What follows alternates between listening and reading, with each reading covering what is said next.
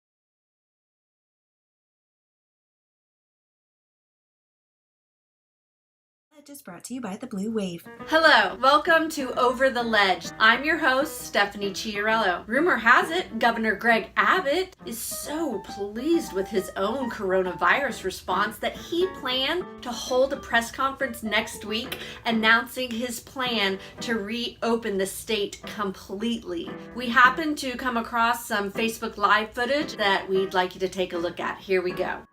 Is this on? I can't believe I'm live streaming like I'm freaking Beto.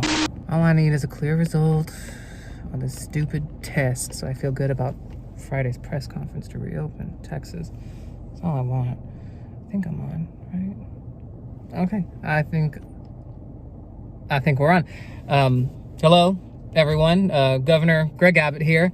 I am at the West Austin COVID testing site. Of course, with the pandemic, it's very important that we test and be on top of things and be healthy and be safe. So I'm here to get a COVID test to support our frontline workers. So hopefully, near future, we can reopen our economy, which is very important now. I think we're getting waved in, so let's go meet this nice little frontline worker. Yes. Oh, hi. Welcome to the City of Austin Public Health Drive-Thru. Do you have a reservation for your COVID exam? Yes. Name? Gregory Wayne Abbott. Oh, I know you. You're the governor. My mother loved you. I'm sorry. Loved you. Hang on. Yep, it's that dumbass governor. Copy that. Have any plans to reopen the economy? Kill any members of the elderly lately? I'm not at liberty to say. Fine, Mr. Big Shot. Go ahead to the next stop, Your Highness. All right. Thank you. We're friendly.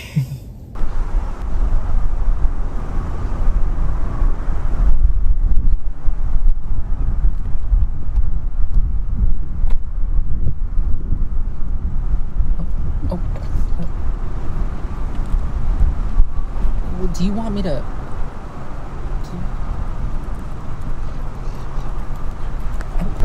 Okay.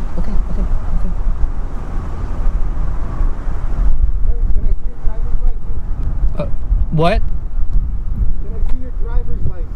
Oh. No! Up! Windows up! Oh, okay. License.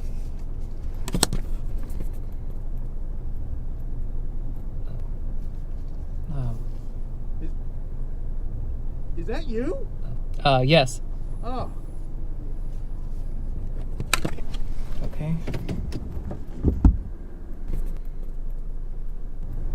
You got some work done.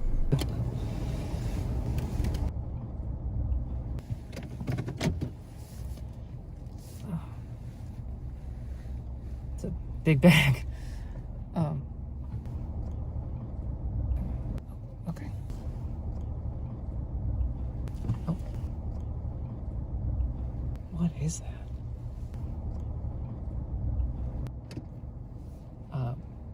Window open or closed?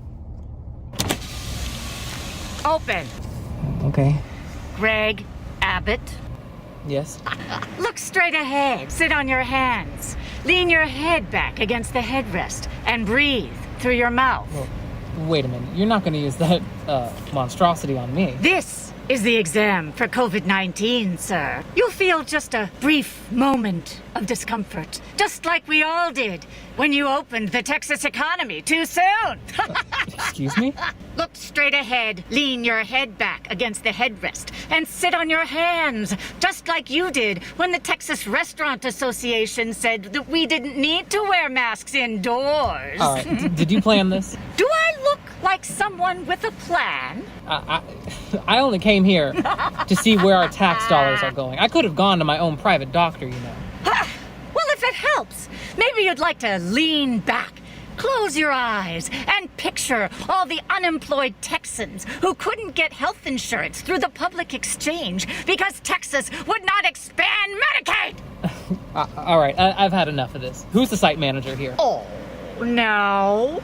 Why so serious? You know what? If Texas is ready to open, then so are you. No. Honey,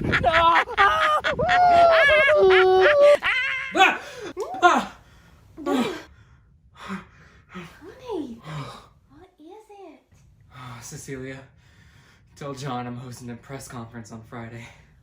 I'm not ready. I mean, Texas is not ready to reopen. Oh, sweetie, you got something in your nose. Let me get that for you. Oh no. Oh God. No. Oh, stop fussing. No!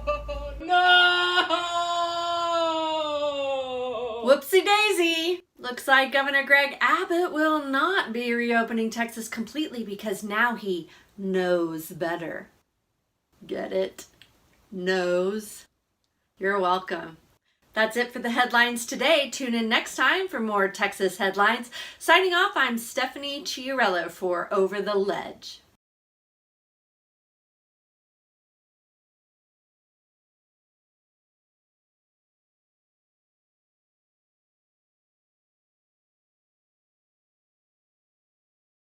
Just brought to you by Kindergarteners Against Soap. Welcome to Over the Ledge. I'm your host, Stephanie Chiarello. Over the Ledge is so excited to bring you this exclusive live event. As you know, several school districts in Texas have made the choice to bring students back for in-classroom learning. Right now, Commissioner Mike Morath, who's the head of the Texas Education Agency, that is the agency that oversees K-12 education here in Texas. He is live on a Zoom call with Miss Odell, an award-winning kindergarten teacher, and her class. Let's cut now to that live Zoom video. Thanks for letting me sit in virtually today, Miss Odell. My pleasure. When I started my first company straight out of college, there was nothing that I enjoyed more than just sitting in as if I weren't even there. Have you ever seen the show Undercover Boss? I don't have a whole lot of extra time to watch TV, Commissioner. Love that one. I'll bookmark that. Okay. Good morning, class. Good morning. I'm so glad to see you again and all of your smiling faces despite the circumstances. Hey, Miss Odell, I'm sorry. The mask makes it a little hard to hear. Could you speak up for me, please? Say hello to Commissioner Morath, everyone. Hello, Commissioner Morath. Okay, today we are going to start by spelling out our names on these name tags. And you all have your own set of crayons because we need to be extra careful about what we share these days. All right, remember our song. Timmy, get Margaret's crayons out of your mouth. It's okay. And I'm not yelling. I learned a lot from my time in the 6 months that I was a substitute teacher of a computer science class. All right. Okay, now that that's all sorted, let's have some fun coloring time. Okay? All right. Roberto, what's your favorite color? Red, like the color my daddy coughed up the other day. Is your father sick?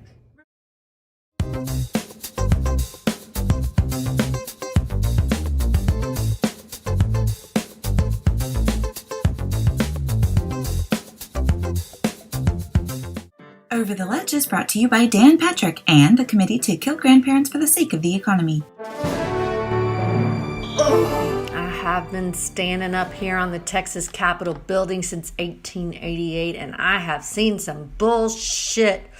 Dear baby Jesus, it's me, Goddess of Liberty. Still standing here. I cannot do this anymore, baby Jesus. I can't watch these Texas legislators fraternize and piss about instead of running this great state. Gotta do something else, baby Jesus. I am begging, baby Jesus, please hear my prayer. Amen. Hey sis, go over the ledge with Stephanie Chiarello. What's that? Go find Stephanie. You got it, baby Jesus. Hee-haw! Here we go! Woo! Fa la la la la la, gotta find Stephanie, knock on some doors, speak to power, educate the people, live like a human and drink some wine. La la la, it's over the ledge, party time. I didn't expect to see you here. Stephanie Chiarello, just the girl I was hoping to see. We're gonna be best friends, Goddess. Come on in. It's time to go over the ledge, the #1 political comedy show exposing the shenanigans of the Texas legislature, with your host, Stephanie Chiarello. And I'm the Goddess of Liberty. All right, let 'em have it. Hello, welcome to Over the Ledge, the #1 political comedy show based solely on the Texas legislature. Today we're bringing you headlines straight out of Texas. Thank you, Stephanie. Students and teachers are practically back to school in person here in Texas, which is really too bad because that means our last sliver of hope for health and safety is over. Oh, I'm sorry, summer. Summer is over. Summer is over. I read that wrong. Everything's fine. Kids don't spread germs. Oh, I'm so glad I'm made of stone. Attorney General Ken Paxton, already indicted years ago for securities fraud, has now been accused by his own aides of committing bribery while in office. Paxton assures us that he won't resign, not when he's just one scandal away from becoming a real live Mr. Burns. In a move definitely not related to voter suppression, Governor Greg Abbott closed practically all the drop-off locations for absentee ballots, limiting them to just one per county. In Texas, Brewster County is 3 times the size of the state of Delaware. This is the equivalent of putting everyone you possibly can in Cowboy Stadium, giving them all free beer, and then locking up every single bathroom except one. It's gonna be a shit show, Stephanie. It's gonna be a shit show. In brighter news, Texas shattered new voter registration records. Let's just hope that these newly registered voters have been working out and are ready to tackle the obstacles Greg Abbott has placed before them, such as the ballot by mail drop-off marathon, the 7-page ballot endurance test, and my personal favorite, the "What photo ID do I have to use this time?" mystery booth, headed by Ken Paxton dressed as a sphinx. Texas Democrats only need 9 additional seats to take power in the lower chamber, and then they could stop bills that they don't like. Now don't get your hopes up, because when you get your hopes up, you end up being that girl in middle school at the dance, standing all alone, wearing too much Bath and Body Works cucumber melon spray. Fed up with Governor Greg Abbott's handling of the COVID crisis, Freedom Caucus member Steve Toth, best known for getting a haircut in defiance of Greg Abbott's stay-at-home orders, has withdrawn his support from Governor Greg Abbott despite being in the same party. Says Toth he will now go get a mullet and complete body waxing to illustrate his rebellion against authority and good taste. And that's what's happening this week in Texas, y'all. Tune in on Tuesdays and Fridays for more jokes and comedy sketches about the Texas legislature. For Over the Ledge, I'm Stephanie Chiarello, and she's the Goddess of Liberty on a bender for the first time in 140 years. As always, God bless Texas. Please vote, and vote all the way down your ballot.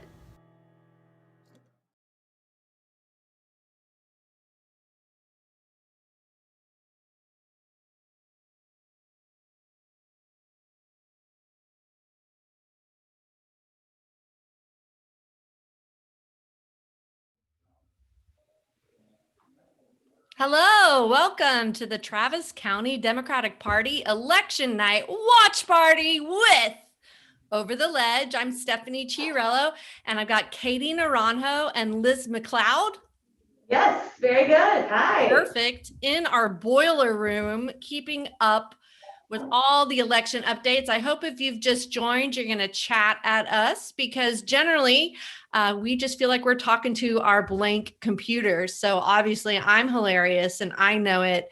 It wouldn't stink if you let us know you were out there. Katie, how are you feeling? You know, it's been a great night. We've already got early vote results in. So for everyone who has been clicking refresh on your screen for Travis County elections, we can all get really excited for Ann Howard. We think we're going to see a good night for Vicki Goodwin, but it's going to be close.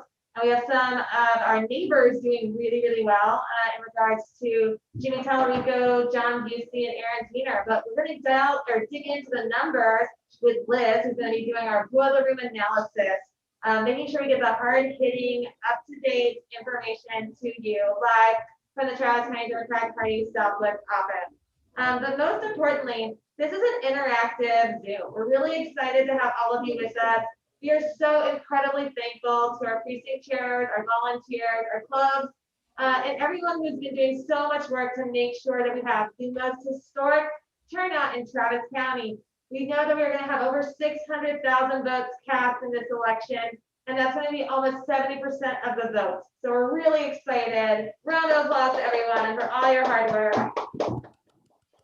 And this is the first ever virtual election party the TCDP has thrown. Is that correct? This is our first virtual election party. The good news is, even though it is virtual, I put on deodorant. I know you can't tell, but I'm wearing some. And it's really exciting for everybody, particularly Liz. It's really just for you. I did it for you. She texted me earlier that she was very I think it also might be the first election party that we end up remembering, right? Because usually we're all at the Driscoll together or Stephen F. Austin, enjoying a number of different adult beverages.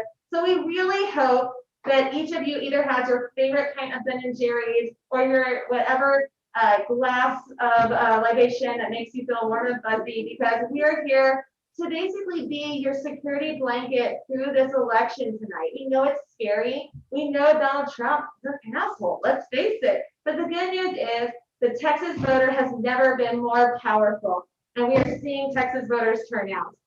But with that, just a quick reminder, send us comments, send us feedback, ask us questions, because we've got our secretary from the Democratic Party, Bianca Garcia, here with us, who's going to be getting chatty all night and wants to know what you think about either one, how we're doing, two, any fun hot takes from the election, and three, just general thoughts like, Donovan, if I say too many times, please make sure to let me know.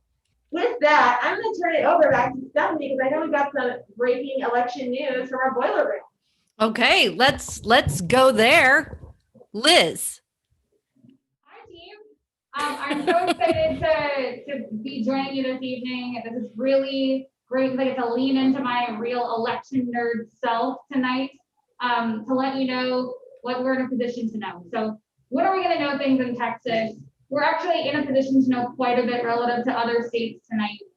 It was a bad thing for voting rights that Texas declined to expand early voting and giving us more locations to turn in mail ballots and other restrictions on voting rights. However, that means that we are allowed to count those ballots before Election Day, and we're going to know more tonight than some of our neighbors. Many of these races are too close to call. We are in uncharted waters in 2020, as we always knew we would be.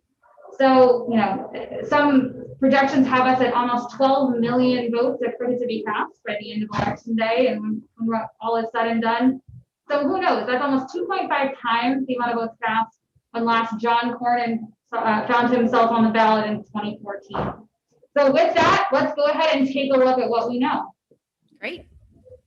All right. So we're going to introduce the blue cowbell because we're a little bit extra here in Travis County. So I want to go ahead and say congratulations, Ann Howard. Ann Howard. Congratulations.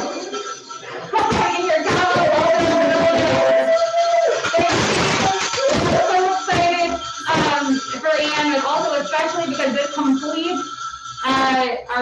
set of Democratic lawmakers here at the county in Travis County. We're so excited to have a completely blue representation. We also want to take a look at some other things that are happening for us. Congratulations to the City of Austin for passage of Propositions A and B. Oh my God, I can't wait for traffic to end. The end of traffic. You know, I thought that we would have to make sure the pandemic, continued for forever, so that way we wouldn't have traffic in Austin. But you know what actually survived the pandemic? Traffic in Austin. Well, it's true that this measure will help us combat traffic, but it's also a huge win for the environment, something that I know many Austinites are deeply passionate about, and certainly something that nationally we're being seen as a bellwether for. And I'll get into that context a little bit later, but I do want to also take a look at some of the early voting trends that we've been able to see and analyze thus far. These are record-breaking numbers. Over 64% of registered voters in Travis County had cast their ballots during early voting. That's huge for us, and certainly something that we're very, very proud of at the Travis County Democratic Party.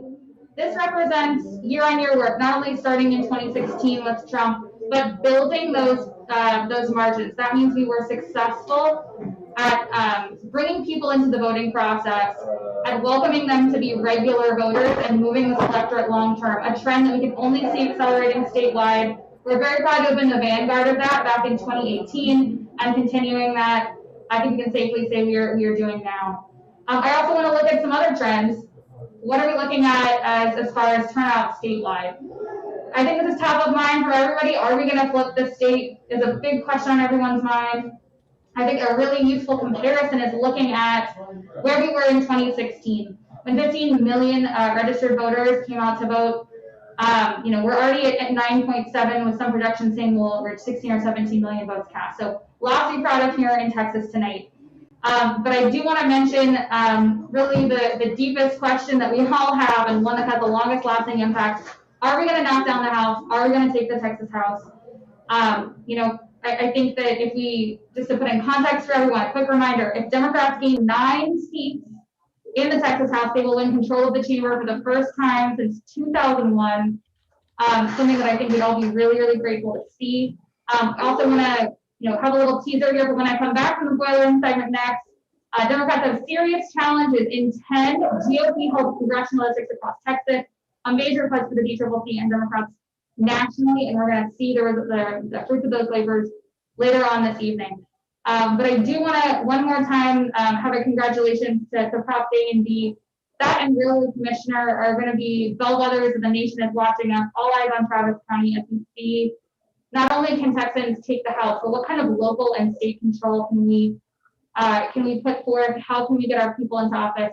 Up and down the ballot, something that we say every time we're on the phones, and we mean it. Local control matters, and we're going to see the results of that tonight. So back to you, Katie. So I know that, again, elections can be scary, and all we have so far are early vote results, and that's in counties that got early vote done early. So I want to make a couple of key reminders to how to lower your anxiety level and make sure that you be kind to yourself this election evening. Again, highly recommend ice cream or an adult beverage or whatever salty snack is your favorite to curl up next to. It is going to be a bit of a long night. In fact, we may not know all the results this evening because there are many counties who haven't gotten all their mail ballots counted yet. So just be mindful that this is going to be a process, but we are very confident in our county clerks across Texas who are certifying the elections and making sure that every voter is able to have their vote cast. With that, I believe that we have some public service announcements. Stephanie? Yes. We have a very important announcement. By a raise of hands, not that I can see any of you, how many of you texted to get out the vote in any way this last election? Right? And are you surprised at how angry some people respond? They're my favorite people, honestly, because I just get to practice my communication skills. I had one guy tell me that he was a member of ISIS, and I told him This is pretty awkward. I'm going to have to report you to Homeland Security. So cheers to that. But Over the Ledge has put together a very helpful video to help people deal with unwanted text messages. Beto, can you help us take a look at that? Now a PSA from Over the Ledge.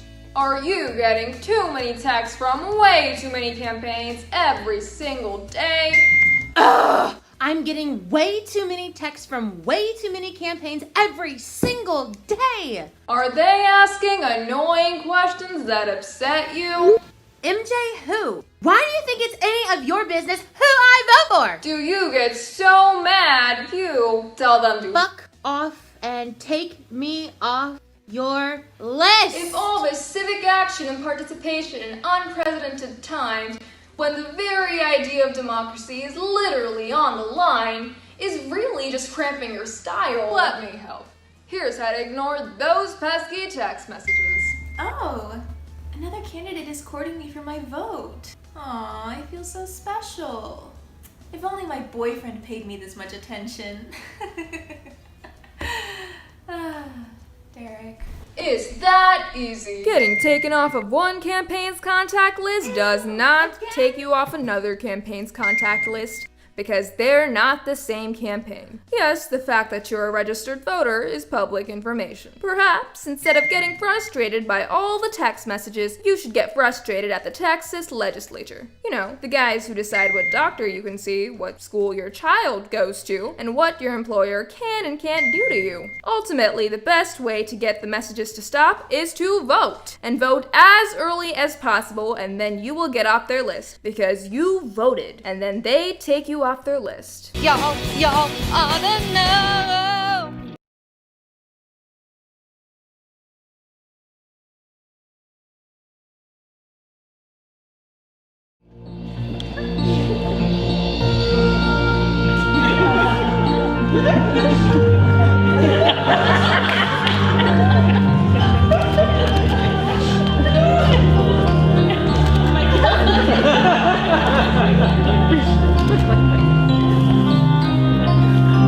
One day. It's election day! One chance. It's election day! For a new Texas.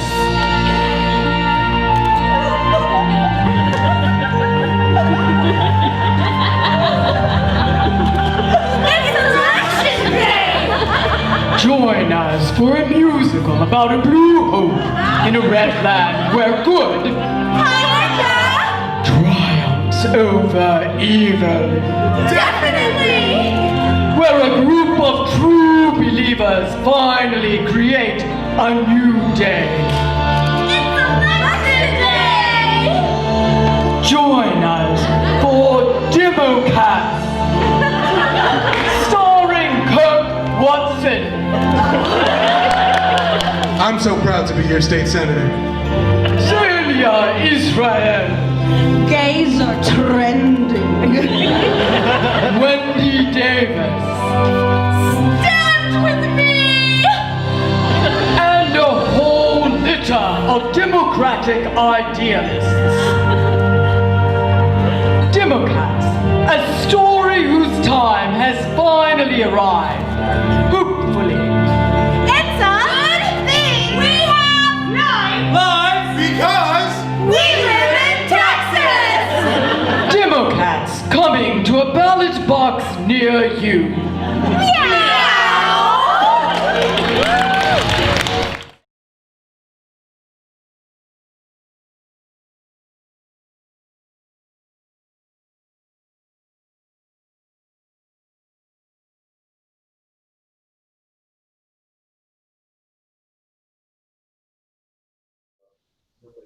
And so we're back. What an amazing public announcement of what to do with your text messages. Good news, you don't have to throw your phone into a flower pot. But we are so excited to have our new county judge, Andy Brown, and man, it was close. You know, 70% was a real squeaker. How you feeling? Feeling great. I'm glad that people made it out to the polls. It honestly has been, it's been a hard run with COVID and everything else that's going on. So I'm real appreciative that people made it to the polls today, and especially during early voting. Really happy about that. Awesome. Well, what are some of the first things that you're going to start with as county judge in Travis County? Good question. The biggest thing is criminal justice reform. I think that that's the way that we make our community more safe. You know, a lot of people don't know that the jail is actually the single largest line item expense of the county at this point. That doesn't reflect my values, and I don't think it reflects the values of a lot of people in the community. But I think what does reflect the values is investing more in mental health and more in behavioral health and more in healthcare in general across the county. Awesome. Well, I know we got Commissioner Trevelyan with us and Judge Darlene Byrne. How are y'all doing this evening? So, Commissioner, to you, how are you feeling? Congratulations. Thank you very much. Very happy with my family here and taken over by balloons. Very happy to be here. Very happy and honored to serve the people of Precinct 1 and the entire county. So thank you for inviting me out. Looking forward to working with our new county judge and making sure that we sit down, work together, and begin to solve a lot of the problems that we see every day. So I think we'll be a good team. And not that it's a measuring contest, but you're a very, very popular answer. 77% of the vote. Well, thank you very much. I'm very proud to serve in the community and very happy that the community has selected us to serve another term. Absolutely. Judge Byrne, how are you feeling tonight? Congratulations and welcome to our Zoom. It's so great to see you, Katie. It's a pleasure to be here tonight. We're still standing by. I got 23 more counties to look at, but we're at 70% of the vote in Travis, and I couldn't be happier. The blue wave is washing over Central Texas, and I can't thank you all enough. So it's great to be here, Katie. Thank you. Good to see you, Judge Brown. Good to see you there. Thank you, absolutely. Judge. Well, we took it as a personal goal to make sure you got enough vote margin out of Travis County so you're the next justice, Chief Justice. Well, honestly, I've been on many lit drops, and I can tell you, you did it. You went over the top, and I cannot thank all the volunteers as well as the voters for everything that they've done for my campaign. I'm so very, very thankful. And thank you for your leadership, Katie. Thank you so much, Justice. Or Chief Justice, sorry. Chief Justice elect. We'll go with that. How about that for tonight? That will be your new title. Sounds awesome to me. Thank you. And good news, Travis County, we took back our last Republican seat, which is County Commissioner Precinct 3, and we have Ann Howard with us. We got I'm so excited, and I'm so grateful to everybody who has worked so hard to make this night possible. I'm still pulling for our Democrats who it's still a question mark. But for me, just a moment of gratitude and excitement. It's sort of my third win of the year, in March and July and now. And I'm just really grateful to all the people who've worked so hard to make this happen. And I look forward to working with Judge Andy and Commissioner Trevelyan and Commissioner Shea and Gomez and, making stuff happen. Well, so fun fact, we're trying a new production through our Zoom, so we can't actually all see that we're on the same screen together, but we do have some constituents who are very concerned about what's happening in Travis County and in Texas. And they have some questions for our elected officials, our newly elected officials, and our pending to be announced elected officials. So, Mom, Pa, welcome to the show. Thank you very much for having us here. Yep. So did you guys cast your vote this early, or did you vote on election day? Well, a long time ago, I met a woman who was dying. She wasn't quite dead, but she was sort of dying. She knew that she was gonna die. And I asked her if she was going to vote, and she said that she always voted the first day of early voting just in case she died. So I took that as my mantra for voting. So yes, we voted first day, and we lived. I voted first day too. See, there you go. It's catching up. It's a good thing. Yeah, because you never know when you're gonna die. Never know.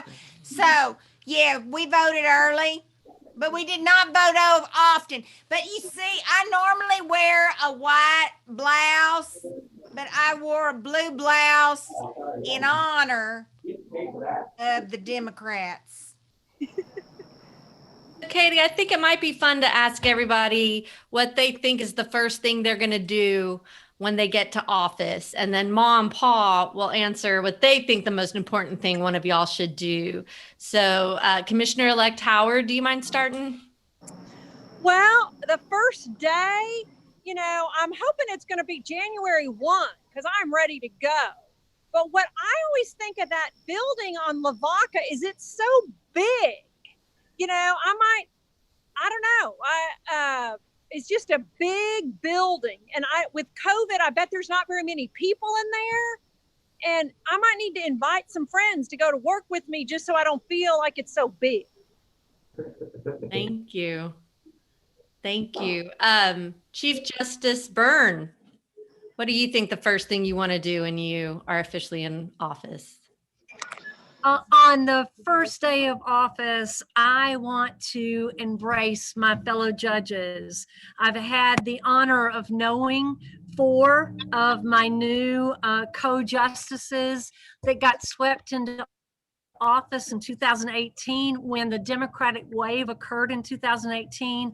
And I want to learn from my fellow judges so that I lead from a position of being a servant leader. So I'm so excited to learn from my fellow judges and lead with dignity, respect, and having access to justice for all. So that is my goal on day 1, is to welcome my fellow judges.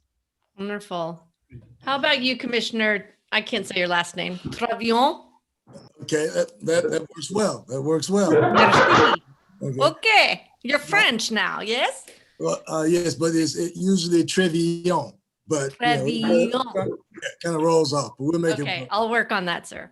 First thing I'm going to work on is bringing Operation Turkey to Precinct 1 so that we can help serve 600 families for Thanksgiving.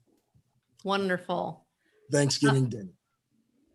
Okay, I think Mom, Pa, do you have any response? We heard man is at a big building, embracing others to learn, and turkey. Well, I think that we have a delightful melange of all of these offerings, because the first thing that one should do when one goes into any office holding it here in the central part of Texas is to start a worm composting bin. Okay. Because you can invite all your friends to participate. They can put their scrapings into it. It will not smell bad in the office. Those worms will just eat up all your stuff. You'll never have to feel alone at all because you'll have hundreds of worms in there. You'll have an abundance of worm casings that you can take home and put on your garden. And what some people might not be aware of, but you can download the app Fishity and see that there is an abundance of urban fishing going on in Austin. As a matter of fact, down around Waller Creek and some other places, down around some of the downtown buildings, you can catch like a 5-pound bass. And if you've just got some worms right there in your office, keeping you company, you can use them for bait, go out on your lunch hour, get a little bit of fresh air, and get a fish that you can add to that turkey. Yep. You know, can I make a recommendation? 'Cause I'm a big fan of composting. I think that maybe with, a welcome message from the Travis County Democratic Party, we can send compost bins to all the Republicans so they can take all their shit that they've been spewing at us for the last 6 months and throw it in compost. That is the best way to take this election cycle in 2020, stick it in the compost bin so we can turn it into something useful in 2021. What do you think about that, Jack? There you go. I think I want to join Commissioner Trevelyan for the turkey dinner. I think I'll choose the turkey dinner over the compost bin. We'll put the scrapings in the compost. There you go. There you go. There you go. There you go. We appreciate that. We appreciate that. Well, more importantly, we appreciate all of you. We are so proud to have such amazing servant leaders in Travis County. Thank you for joining us tonight. Are there any parting words from any of our newly elected officials? Judge Brown. Looking forward to working with Commissioner Trevelyan, who I have known forever, for 20 years, and newly elected, hopefully, Commissioner Howard, who I have known not as long, but I'm really looking forward to working with her as well. And of course, our other Democrats, Commissioner Shea and Commissioner Gomez, I think we're going to do a lot of really great things working together. Cannot wait. Really look forward to it. I want to say thank you to the voters of Travis County and to the Democratic Party for making sure that we got all the voters out this time. So thank you very much. And I think you can count on Ma and Pa to be contacting all of you pretty regularly. Let's go fishing. Great. Thank y'all. Thank you.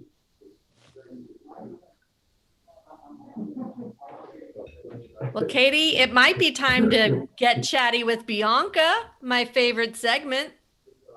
Bianca, what do our volunteers, precinct chairs, and amazing Democrats from across Travis County, what are they thinking about this election evening? Well, thank you to everyone who is in the Zoom. We're really excited to have you here. And I will just take a very quick moment just to say that it is bittersweet to see Judge Byrne moving on to become Chief Justice Byrne. I have the privilege of appearing in front of her regularly, and she's going to be a fantastic addition to the third court, but it is very sad to lose her at the trial court level. But on the Zoom chat, there is a lot of excitement about newly elected Commissioner Ann Howard. So Katie, Stephanie, anyone want to chime in on why this is such a big win for us? So obviously, it's our last Republican seat in Travis County, last Republican held seat. So I think that it's important for the voters of Precinct 3 to finally have somebody who represents their values for them on the commissioner's court. And when it comes to concerns about law enforcement, concerns about transportation, when we're looking at our upcoming legislative battles with the Texas legislature this spring, we need strong advocates on the commissioner's court. And so we're very excited to have a completely Democratic commissioner's court. It's very exciting. And the other question I'm getting is any update on Wendy Davis's race? I will have to do that on our next spoiler segment with Liz. I know we do have both Travis County and Bexar County in with those two counties in. We have Wendy at 55.1% and Chip Roy at 42.3%. There seems to be about a 40,000 vote difference between the two. So our goal in Travis County was to make sure that we hit a 70% voter turnout. And then that percent of the 70% of voters who came out, we wanted 70% of them to be Democratic. So we wanted to across the board, 70% Democratic performance and turnout in Travis County. So with that, if we achieve that, then we are able to make some major strides for both Wendy, Julie, and Mike, because we had enough of their districts in Travis County to have an effect on the overall turnout. We did not have enough of Rick Kennedy's districts in Travis County to have the same impact, but that's why we focused so hard on hitting that 70% threshold. And that was a lot of math, Katie. So I'm really glad that you are party chair doing the math. That's why I went to law school, so that I wouldn't have to do math like that. So everyone in the chat, please keep asking questions and please give me your observations. And I think, Katie, we've got our next elected Bianca, can you tell me how many people are in the chat? Currently, right now, we have 48 people chatting it up. 8 people. Okay, well, I hope they all respond with their favorite appropriate emoji. I want to add to what Katie was saying about Wendy's race. If Wendy gets more votes than the other guy, she's going to win. Yeah, it's pretty cool. That's the math that I like. Yeah. But if he gets more votes, then he's going to win. So it's really about offense and defense. So if one penetrates the other or doesn't, I'm gonna red flag it. Not a good enough reason to use the word penetrate. Just flagging that one. Okay, just add it to my complaint. We also, in the interactive chat feature, we also ask folks to share with us your favorite voter stories, your weirdest voter story. In Austin, we like to keep everything weird. So whether, if you happen to be lit dropping, and as you were lit dropping, a nudist walked by, we want to know about that. So please make sure to put it in the chat what it was like for you volunteering this election season. And with that, I know we want to we've got a couple graphics thanking our co-hosts. We're so thankful to all of our Democratic clubs who are joining us on our Zoom and on Facebook and YouTube today. It's the work that they're doing in our community that helps us to make sure that we're talking with Austin-Texas Democrats, or Stonewall Democrats, Black Austin, Blue Action, Southwest, Northwest, South Central, the University Democrats. We're so thankful to all of you for the work that you do in our community and for the work that you've done this election season. And thank you for being a part of our Zoom election night watch party. We also want to thank our sponsors. We are very excited. In the last literally 24 hours, we were able to get some additional donations in to help us cover the coordinated campaign. We decided to put in extra efforts into texting, into digital campaigning, and additional phone calls. Because like I said, that goal of ours is 70% voter turnout. And it took some extra person power, both you and the technology we needed, which took some money. And so we added extra calls. We made 55,000 calls over the weekend. I'm looking forward to hearing from Liz as to how many calls we made today. But the thing is we made the difference. Making the calls, making the texts made the difference. So thank you to our sponsors who helped us cover those costs, because it takes a village, but it also takes money to win an election. But with that, we do have a special guest here, our new district attorney, Jose Garza, who I'm so excited to have.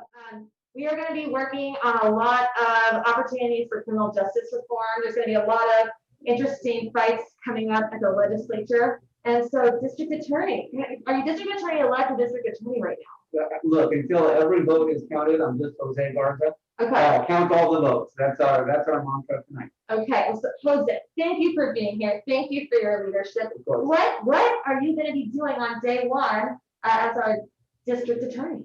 Well, what I think is important to point out and to recognize is that tonight and at every opportunity that Travis County voters have had this year, they have sent a clear and resounding message that they demand and expect a criminal justice system that treats everyone fairly, regardless of their income, regardless of the color of their skin, regardless of their immigration status. And so what we're going to be doing, all of us together, is putting in the work to build a criminal justice system that lives up to the aspirations and the decency of our community. Well, that's going to be quite a task, and we know that it's going to take all of us to do that. So what can we do to be partnering with you in the future? What as individuals can we look forward to as to how to participate and engage? Well, we should be clear that we're at this moment where we have an opportunity to really build lasting and transformational change. One, because so many people have sacrificed and suffered, quite frankly, at the hands of our broken criminal justice system. And so many members of our community saw that suffering and decided that they needed to do something about it. And so over the course of the last 9 months and even before that, we have seen members of our community knocking on doors, making phone calls, sending text messages, showing up to city council meetings and county commissioner meetings, rallying in the streets to demand the criminal justice system that that doesn't weigh so heavily on working class people and people of color. And the reality is that all of that work that our community put in to get us to this point was the easy part. And in January, the hard part begins. And what we need is for every member of our community to continue to organize, to continue to be heard, to continue to call on their neighbors, to continue to lead and lift up their decency over the next 4 years. So I just wanted to play a quick game with you. Okay, let's if you play. don't mind, if you don't mind. So just over at the campaign, a lot of people don't realize that candidates are people. They're like actual people with feelings and lives and families and work to do while they're also candidates. So I'm just curious if you can tell me your Rose, Thorn, and Bud. So Rose, what was your high on the campaign? Thorn, what was the pain in the ass thing that you had to deal with? And Rosebud, what are you looking forward to in the future?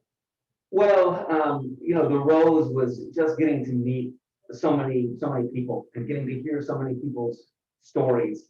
I am inspired by my neighbors, by our community here in Travis County, by the Democrats, the Republicans, all of the people in this community who lead with their values and their sense of decency. That was amazing.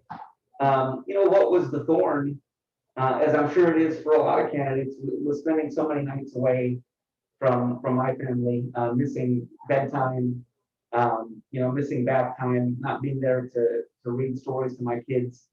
And I will also say that as difficult as this pandemic has been, and it has been difficult for so many people, it has been nice to get some of that time back with my family. My children join me on every Zoom call I make, whether I want them to or not, and that's been nice. And what I'm looking forward to is getting to work. As I said, we have a ton of work ahead of us, and I'm anxious to get to it.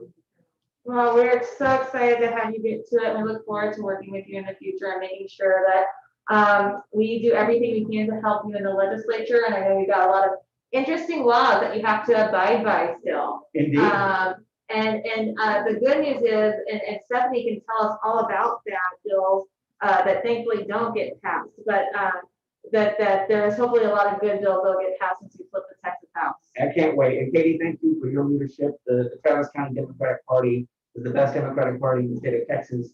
I'm just so thrilled and honored to be among you. Thank you. We're very proud that you and all of our elected officials, including Justice-elects, Chief Justice-elect Byrne, Commissioner Trevelyan, Commissioner Howard, and District Attorney Garza, that you are all here as public servants enriching our party and what we can contribute to Texas. So thank you. It's my pleasure. And next, over to you, Stephanie. I hear we've got some hot information coming to you.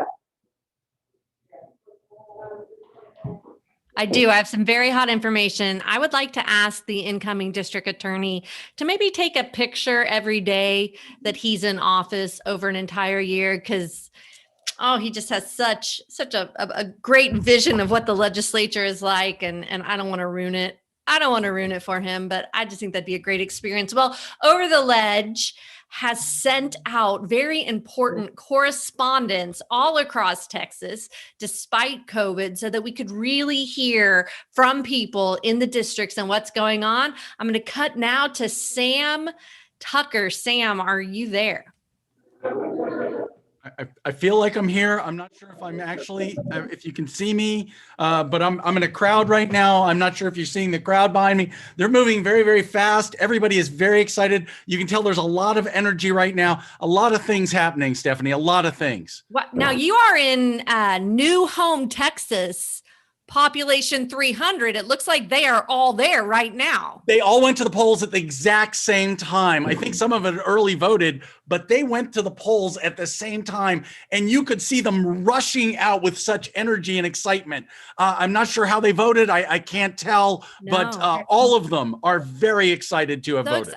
Now, I understand that they have a very different way of voting in New Home. They do. Don't use ballot boxes. No. Tell us. No ballot boxes. No. Everybody brings a sardine or some other small fish. Correct. Write the name of all the candidates on the fish, and then they drop the fish into a bucket.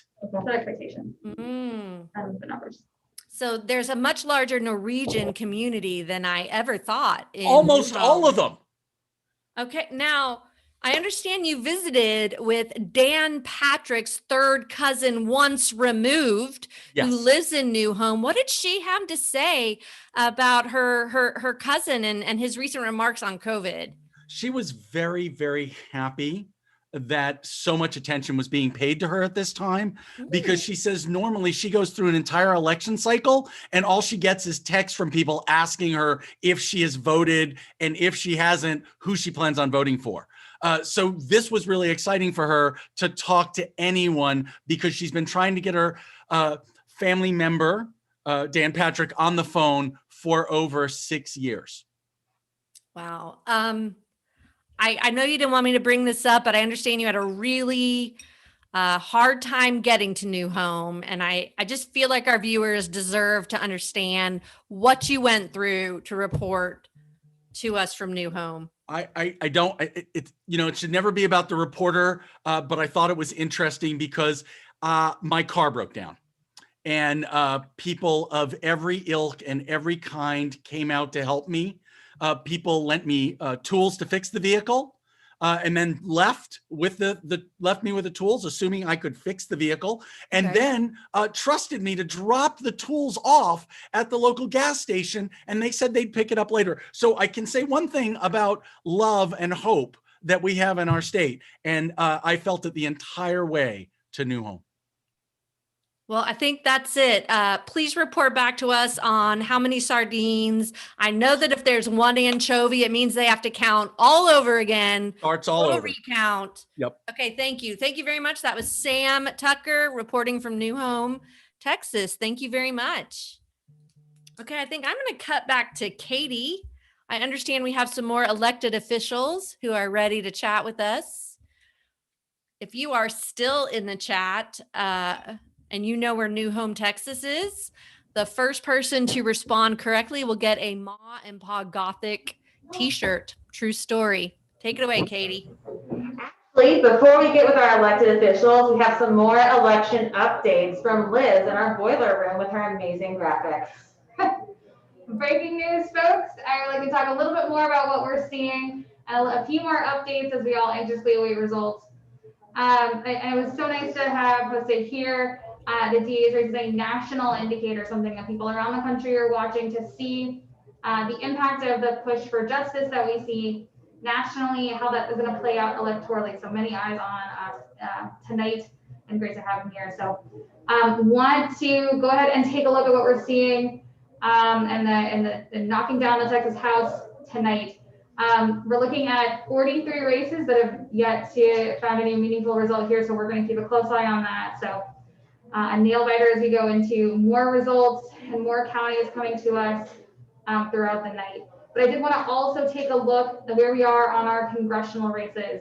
We have fought so hard, and I know so many hundreds of people across Travis County put their hearts and their souls and their shoe leather and many, many hours on the phones trying to make sure that we have excellent representation in Congress from Travis County. I want to start with CD10. CD10, currently, we're looking at about 81% reporting. Mike Siegel trails by only 2%. So we're going to be watching that one throughout the night. Going to take another look at CD25 for Julie Oliver. Definitely another race that we are going to be following closely. Julie Oliver at 70% reporting currently is at 48.6% to 49.7. So we're getting a little bit closer, and certainly 30% more of the votes to yet be tabulated. Also want to take a look, Wendy Davis in Texas 21. We're sitting at 48.3. I'm sorry, Wendy leads at 50%. Chip Roy, 48.3 with 76% reporting. If I had a cowbell, I would ring it, but we heard you loud and clear. That hurts your ears, and so imagine cowbells ringing across the office as we celebrate with all of these teams. There are many, many months of hard work. We know how much this organizing meant to this community. So we're going to be anxiously awaiting with them. Our hearts are with them tonight as they anxiously await results. So I'm gonna hand it back to Katie and our other elected officials who would like to, I think, talk to the public tonight. Great. Well, we're so honored to be joined with State Representative Vicki Goodwin, who we have some election results in. It's close, but she's still ahead by 3 points. So we're keeping our fingers crossed for a continued good turnout. Representative Goodwin, how are you feeling tonight?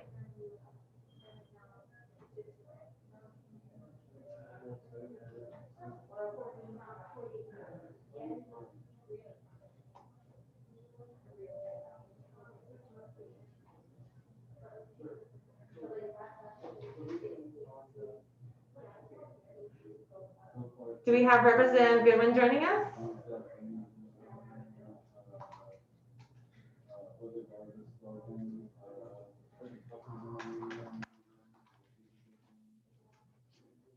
All right, so I think it looks like we're having a couple of technical difficulties in getting Representative Goodwin here, but I know that she is very optimistic and looking forward to hopefully getting some more results earlier in the evening so that way she can get some sleep tonight. I know that we really want to give a big shout out and thanks to our county clerk, Dana DeBeauvoir, and Travis County Elections and all the work they did to turn out and to help facilitate the election where we had an extra 120,000 votes cast compared to the 2018 election, which is our highest total number of votes turned out.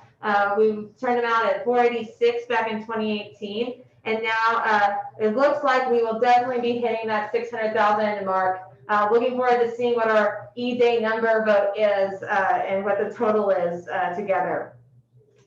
So with that, we do have with us Senate candidate Clayton Tucker. Clayton, are you with us this evening? Hey, y'all. Clayton, thank you so much for joining us.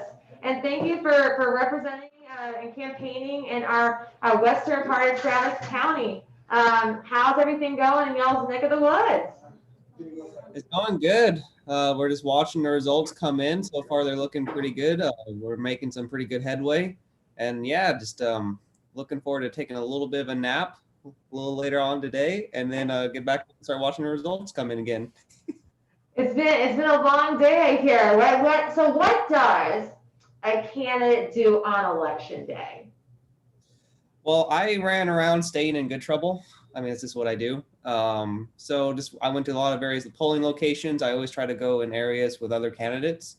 Like I saw Vicki Goodwin earlier today and Julie Oliver I went to Representative Aaron Weiner's district and promoted a county commissioner. So just went to various polling locations, really trying to boost local candidates as much as I could and just talk to as many voters as I could. Awesome. Well, I know that your team was super passionate. I know Peter and the whole gang really excited organizing across. How many counties are in Senate District 24?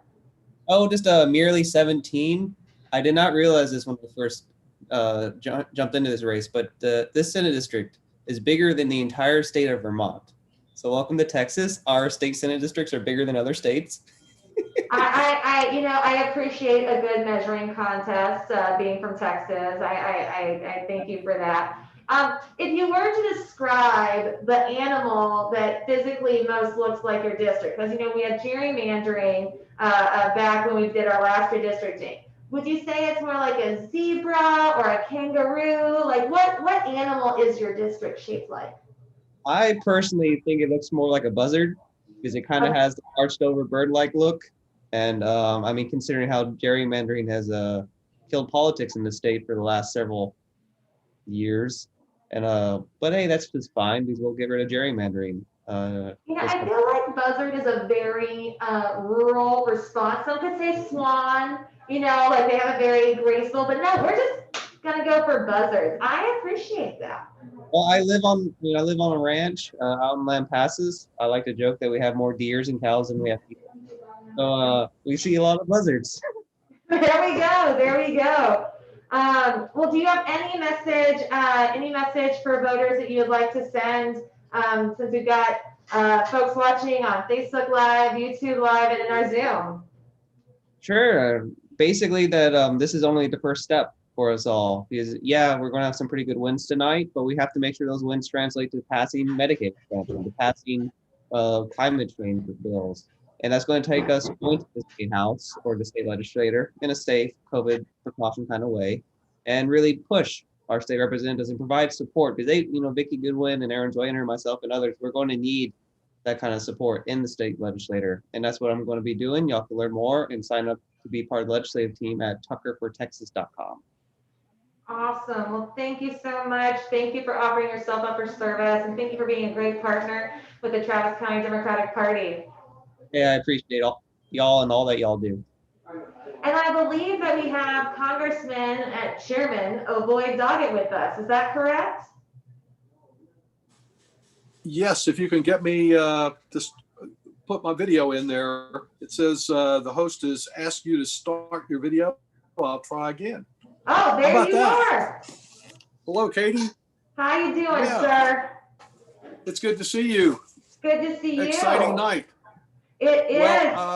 Well, I think like everyone else, there's a little anguish. It's a little closer than I would like at this point, but we're still very much in the race. And I want to begin, though, Katie, by thanking you and Liz and all the people that you mobilized on your staff and the many volunteers out there, because this is what got us the incredible 97% voter registration here in Travis County and an incredible early vote turnout that it looks to me like it will carry all of our candidates within Travis County and provide some surplus to help people like Darlene Byrne on the Court of Appeals. I had hoped for a landslide against Trump. We're clearly not getting that, but I still remain very hopeful after hearing from my colleague, Senator Sherrod Brown in Ohio. I think we're still in the race there and in other places. I think ultimately we'll prevail in this presidential race, but not by the margin I would have preferred. And certainly we wanted to see a bigger success here in Texas. We keep narrowing the gap on the Republicans, but we clearly have a ways to go. I've also been following very closely the House seats, as you've just been talking about, because that is so important as to whether Austin gets sliced up like a pizza pie again, even more slices than last time in gerrymandering, not to mention the need to have people push back on the craziness of Don Patrick and the allegiance to Trump of Greg Abbott. I think, again, it looks to me on the races that have been called that two of the 22 seats that the House Democratic Campaign Committee had targeted, it looks like we won't get, but the others are still in play. And the first two members that the Republicans have targeted, we are winning. And so there's a lot more to be that we need to know about, but we're still very competitive, and we'll, whatever the final outcome, we'll have the best results.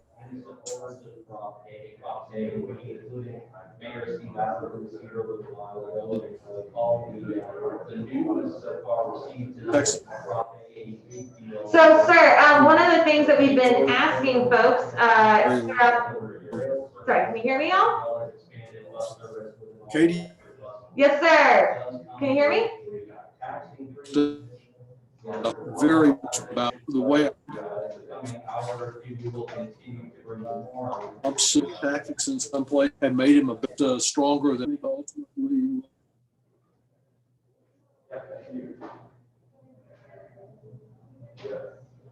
All right, there you are, Congressman. Sorry, for some reason we are having difficulty hearing you. Can you hear us now?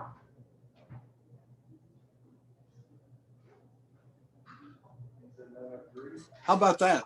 There we go. Yeah. Can you hear me? Yes, we can hear you, sir. Technical difficulties. Sorry, we got some different folks here. But we're so excited to. Our meeting tonight. May talk to you again a little later in the evening as these returns come in.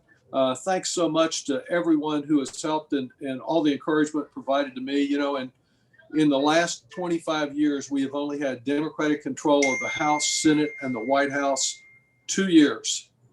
We still have tonight the hope that we will change that come next year. So let's keep the faith and stay engaged. Thank you so much, Katie. Yes, sir, and thank you for all your leadership and your support of the Travis County Democratic Party. If it weren't for your efforts, we wouldn't have been able to do so many of the outreach in terms of phone calls and lit drops. So we really appreciate your support. And support for better tech next time. Thank you a lot. Thank you. Thank you.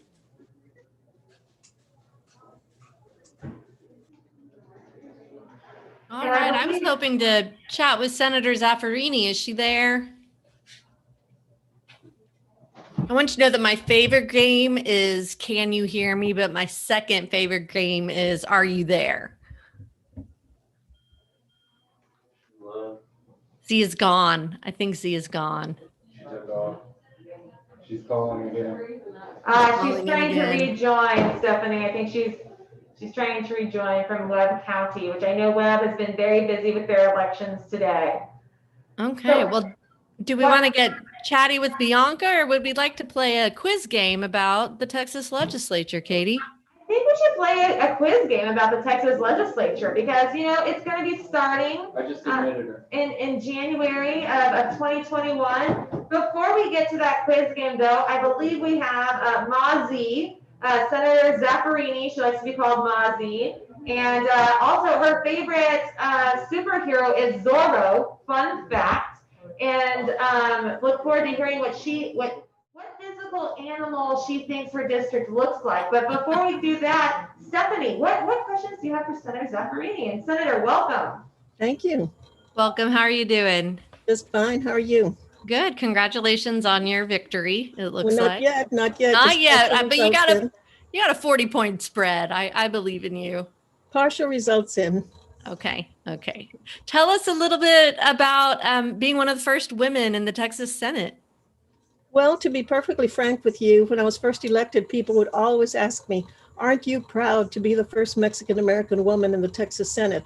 And my response was always the same. I always said, proud, I'm disgusted. What took so long? And then after that, why did it take another 13 years to elect a second one, and then almost that long to elect a third, and finally a fourth? And so today we have two Mexican-American women senators, Carol Alvarado from Houston and me, I'm from Laredo. And it's wonderful. But when I was first elected, there was only one woman in the Texas Senate, a Republican from San Antonio. And Eddie Bernice Johnson from Dallas and I were elected to the Texas Senate. We were number 7 and 8. So in the entire time before we were elected, only 6 women had served in the Senate. Today we have 10. So if we get one more woman, we will comprise finally a third of the Texas Senate. And my position is, women comprise half of the population. We should comprise half of the Congress and half of the legislature and half of the statewide elected positions. I agree. You're well known as never having a clear desk in the Texas Senate. Or at home. Or at home. I did not know that. Tell us what you think you'll be working on first this legislative session. Well, of course, the pandemic will change everything.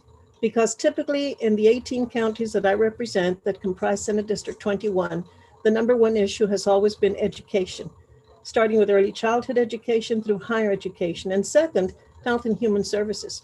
But because of the pandemic, everything has changed. And now coping with the pandemic and doing something about it and resolving the negative impact of it is number one, followed by unemployment.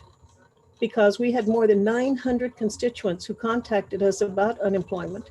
And at one point in time, we had 300 people we were helping with their unemployment benefits. So much so that my entire staff was trained by the Texas Workforce Commission so that we could help constituents directly instead of referring them to the agency.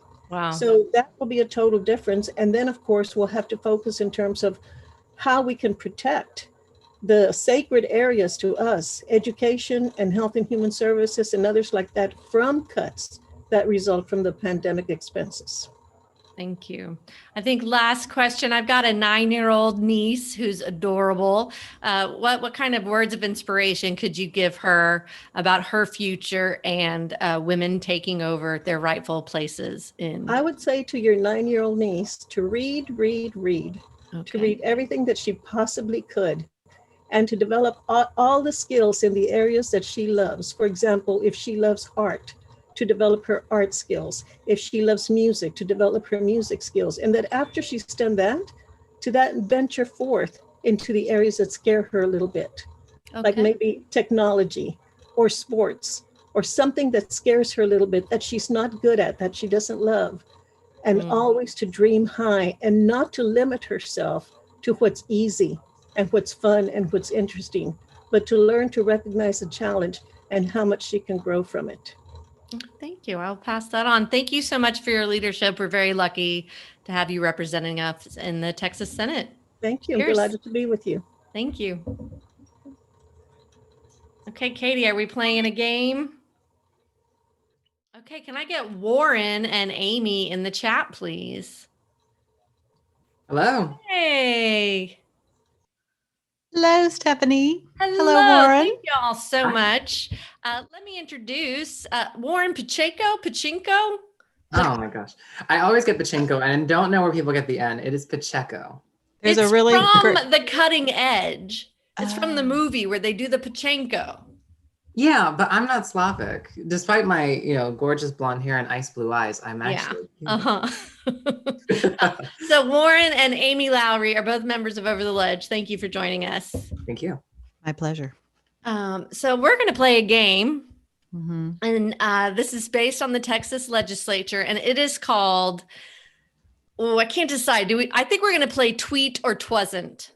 All right. This is one of my favorite games. And the background for this is these are either real tweets from Joe Moody, who is Speaker Pro Tem, or they twasn't. So you need to decide if it's a tweet or a twasn't. Okay. We're going to start with Amy gets the first question. All right. In a year that has brought so little joy, Dunkin' Donuts is doing its best to make the world a little better. That has to be a tweet. That is just critical information that just had to get out immediately. You're right, Amy. That was a tweet. And to those of you paying attention, keep track of your own answers. And if you're a winner, put your name in the chat and I will send you a Ma and Pa t-shirt. A Ma and Pa t-shirt. Okay. Are you ready, Warren? I'm ready. Going through some old boxes, found a ticket stub from Creed at the Socorro Entertainment Center for 1998. Not ashamed, arms wide open. Oh God. Well, I mean, even if that is real or wasn't real, that honestly, that hurt my heart. I'm offended. I don't think that should create. Don't even get me started. Okay. As much as I want that to be real, I'm hoping and praying it's not. You're correct. It twasn't. Thank God. It twasn't. Ew. No. Okay, back to you, Amy. Before you ask me, I would just like to commend Warren on his critical thinking. I think in this day and age, being able to recognize what you want to be true and what is likely to be true is just a really elusive skill. So really important. Props. Well done. Okay. It's budget day in the Texas House. That means it's 2-pack tie day for me. It'll be a long day, but just want to encourage everyone to keep your head up. If I vote against your amendment, just know that I ain't mad at you. Tex Ledge. Question, was that 2-pack as in double pack or 2-pack as in Tupac Shakur? I'm sorry, Tupac Shakur. Wow. Yes. Yeah. I didn't know he might be sweating through the ties. Yes. No, not 2-pack. Tupac. Yeah. Okay, boy, the enthusiasm is and budgets. I would say yes, tweet. Good job. You guys are killing it. That was a real tweet. Wow. Well done. All right, back to you, Warren. In Japan, owls are said to bring luck and can also help you avoid misfortune. This one is bringing me coffee, but hope it helps with the other stuff too. Happy New Year 2019, Texas Ledge.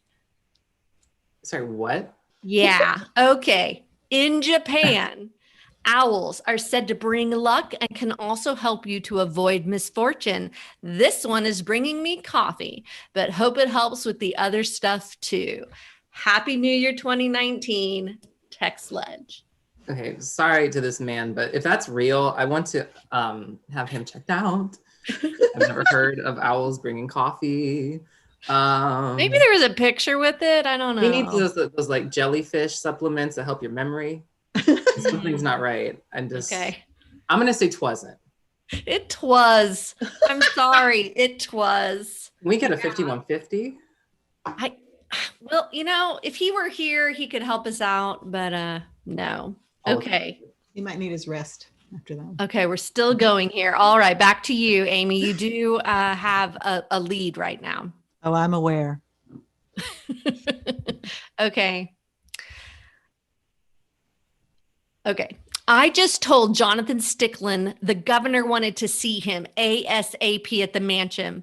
Told him it was double top secret detention kind of stuff. Stickland hightailed it out of here. The governor's in DC today. Sorry, not sorry. Prank day. Oh, but would he want to tweet that or keep his pranks going? Twasn't. It wasn't. You're right. Very good job, Amy. Okay, we've got two more. We started with Amy, so I guess we have 3 more. Okay, Warren. I can see why all the 13-year-old girls like Toby Regbo from CW's Reign. He's a fine-looking man, and I'm not embarrassed to say it. Who is this? I want to know. I mean, I should know, but it's already hard enough being beautiful and charming. I don't need to be informed or intelligent either. Who is this? Joe Moody? Joe Moody or Toby Regbo? Joe Moody. I don't know. Either way.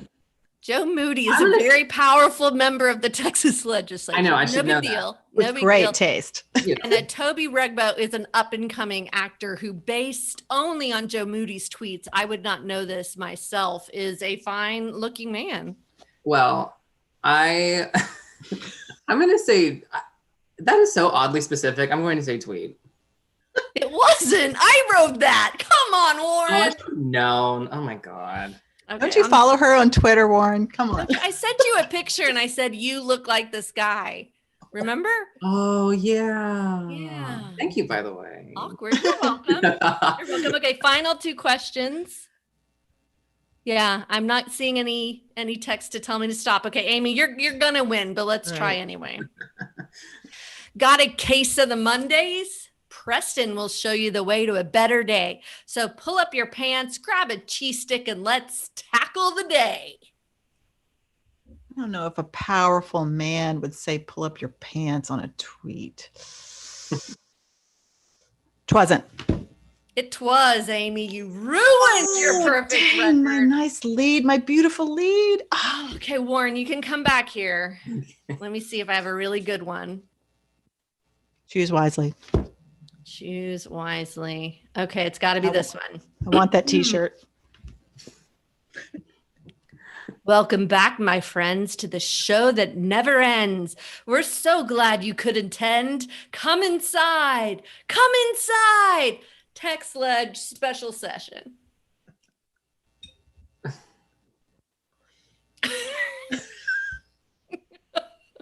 Okay.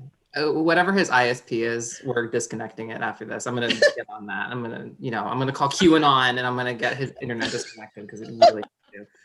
I don't tweet. I don't. Yeah, well done. Oh, it was a tweet. It was a tweet. That means we're tied. All right. No, we ended with 3 Amy, 2 Warren. So congratulations, Amy, and anyone else in our audience who followed along. I want to give these Mom Pod t-shirts out so badly you have no idea. Not only because they are awesome, but also because I have a lot of them. And I want you to have one. So if you put in the chat your name and email, I will contact you and I will send you them and a purple Over the Ledge water bottle. Let's have a quiet thank you to Warren and Amy. And Joe Moody, who I hope doesn't hear us. And I'm going to take us back to Katie. Can you guys hear us? Yes. Awesome. Well, we've got some more election analysis in with our Crimea campaign manager, Liz McLeod. But again, just want to remind everybody, if you want to take a stretch, maybe get some of that muscles moving, getting some of that blood flow. We know it's going to be a long night. Texas is not going to turn blue overnight, literally. We know that. So as races are going to be beginning to narrow, as we're getting more and more results in, it's really important to hydrate with whatever adult beverage you prefer, eat whatever ice cream that you like, and to also maybe, make a move here and there, get some exercise, get some movement flowing, because we are in for the long haul. We are here with you, and some important updates from Liz McLeod. Thank you, Katie. I wanted to pop back in and to talk a little bit about knocking down the House, very specifically the Texas House of Representatives. It's going to be a bit of longer here as we wait for results, folks. Certainly, the race has certainly tightened since I last was sitting at the table, and but I do want to give the context that we are still awaiting lots of precincts reporting. Some counties are slower, and it's most important that we get all the votes counted accurately than we get them speedily. So hang on, folks. But I also want to say that to all of the Texas House staffers who fought their hearts out to try to flip the Texas House, that it was all worth it. That kind of grassroots organizing, that reverse coattails effect, has a very real impact on how we flip Texas and how we make real change statewide. Those inroads and that investment is the kind of long-term investment in strategy that we've wanted to see year after year in Texas. I know that we've had this great cacophony and consensus across operatives and politicos of all stripes that it's really time to make greater investment in Texas, and those Texas House races are the vanguards of that. So thank you to everybody who volunteered, worked on the Texas House race.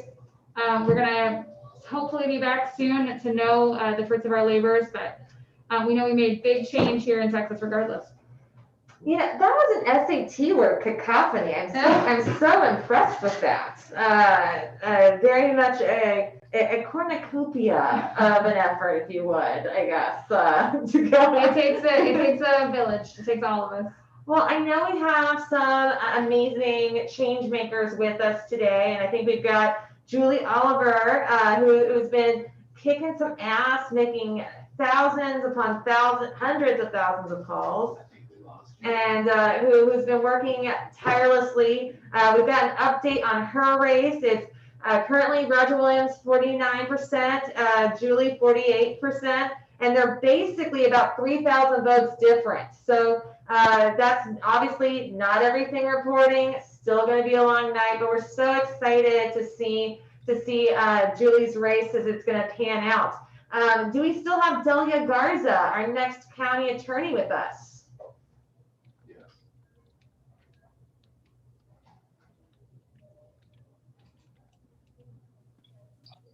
I'm here. I can't, my video says the host has to turn it on. I think we're getting you some video love right now, County Attorney. So first, congratulations, welcome. How are you feeling? I love your red lipstick and hoops. Sorry, Kendra Scott, right? Yeah. Love it. Thank you. How are you I feel feeling? good. I feel great. Was lucky that my big battle was in the primary, but so I was unopposed. But you mentioned these. I actually bought these for my first council campaign 6 years ago, so they're kind of my good luck earrings. And I want to congratulate Vanessa Fuentes, who was running to fill the seat that I'm in, and apparently District 2 really loves their Latinas. So congratulations to Vanessa Fuentes. I'm here to help in any way that I can, and very grateful to Travis County and this opportunity to reset our criminal justice system and really work on prioritizing diversion programs and changing the way we administer criminal justice. I'm excited to work with my new colleague, Jose Garza, no relation, and also the new public defender that many criminal justice advocates fought really hard for to get. And I'm excited about a new day in Travis County, and hopefully still holding out hope with all of the rest of you that we will turn Texas blue. Like I said, we will have a night ahead of us. Still a lot not reporting. We have run a show that we put together for this, and the segment I have for Liz's data analysis is where are the numbers? Because we knew that it's going to be a while until we start to get our election day numbers, and so with all the mail ballots coming in and all the challenges of having an election during a pandemic. We knew that we weren't going to get all the results tonight, but we're very glad to have gotten your results tonight. I'm going to see if we have a couple of other electeds with us because we do have a fun game of Never Have I Ever in politics. Would you like to play with us? Me? What was the question? Sorry. It's a game called Never Have I Ever politics style.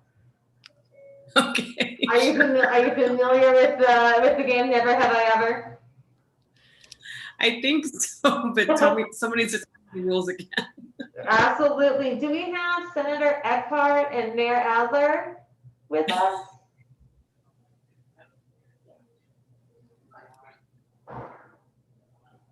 I don't see them.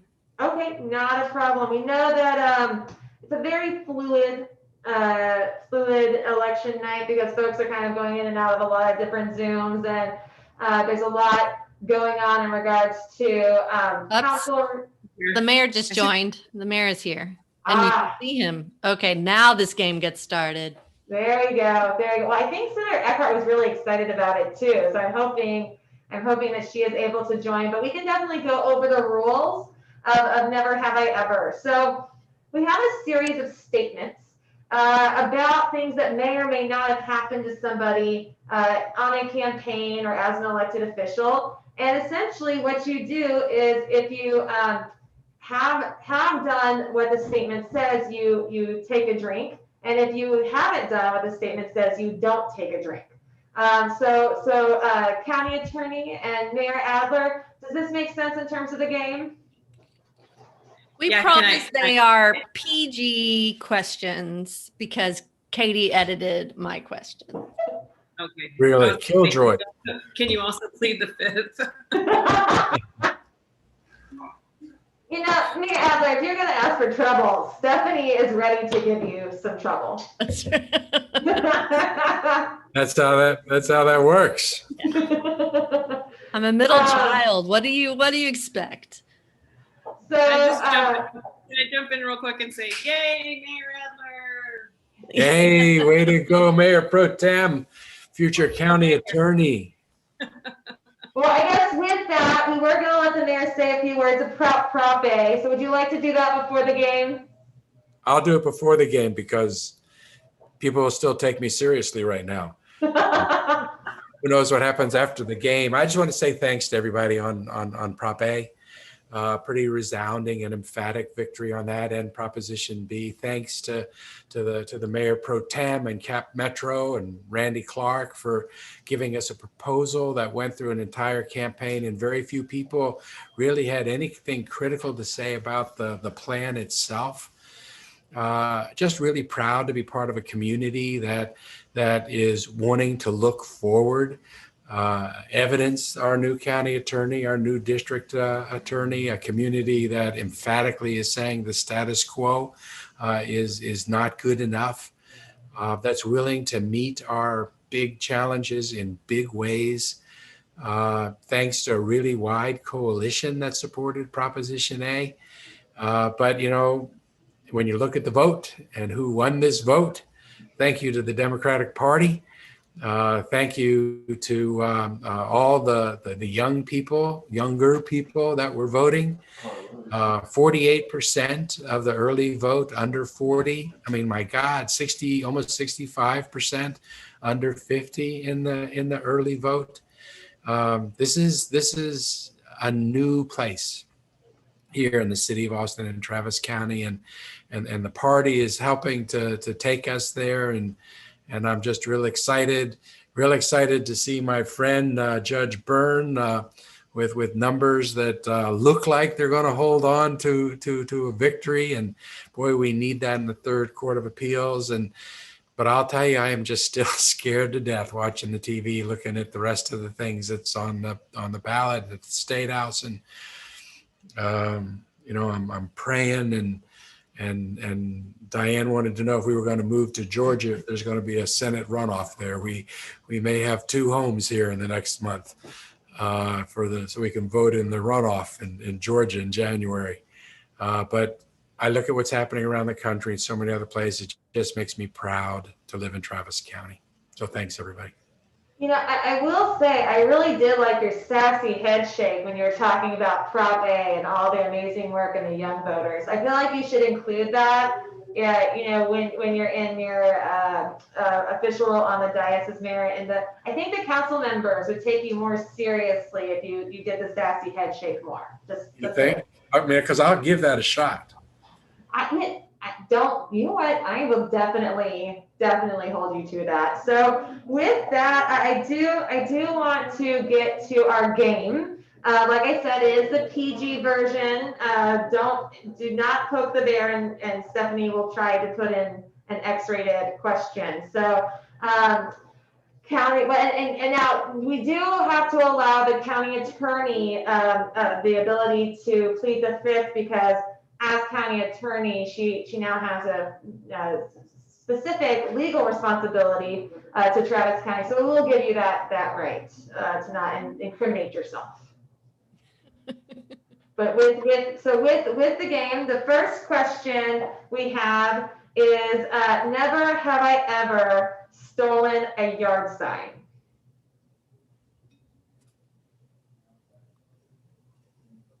So if I have done that, I don't drink, right? If you have done it, you do drink. And perhaps we should say relocate a yard sign. Well, I've relocated a yard sign. I would never steal a yard sign. Yeah, of course not. That'd be illegal. Okay, how about, have you ever been alone with Greg Abbott?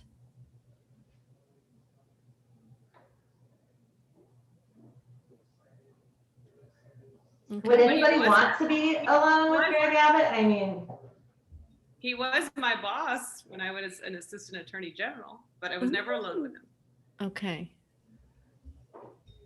And I've met with him, but never alone. But never alone. He always has like chaperones and minders in the room. Okay. You want to ask the next one, Katie? Yes. Now, fun fact, Lieutenant Governor Dan Patrick happened to have, during session, they find places to live in Austin, and it happened to be that he lived close enough to me that I changed our Wi-Fi network name to say Transvestite Lives and the address, because he could see it where he lived. And it was really important to me that he understood that I wanted to put it out to the community that Transvestite lived where he lived, because at that point, of course, we were dealing with the transgender bill during that session. But the next question is, never have I ever been alone with Dan Patrick. Oh no, poor Katie. I was stuck in an elevator. Mm. It was not good, not good. Okay, never have I ever rolled my eyes in a committee hearing. Oh, that's not true. I have definitely seen some eye rolling from both our county attorneys. I mean, that's like a no. It's like a negative, right? It's like a double negative. I'm sure I have rolled my eyes. Okay, so then you drink. You got to drink.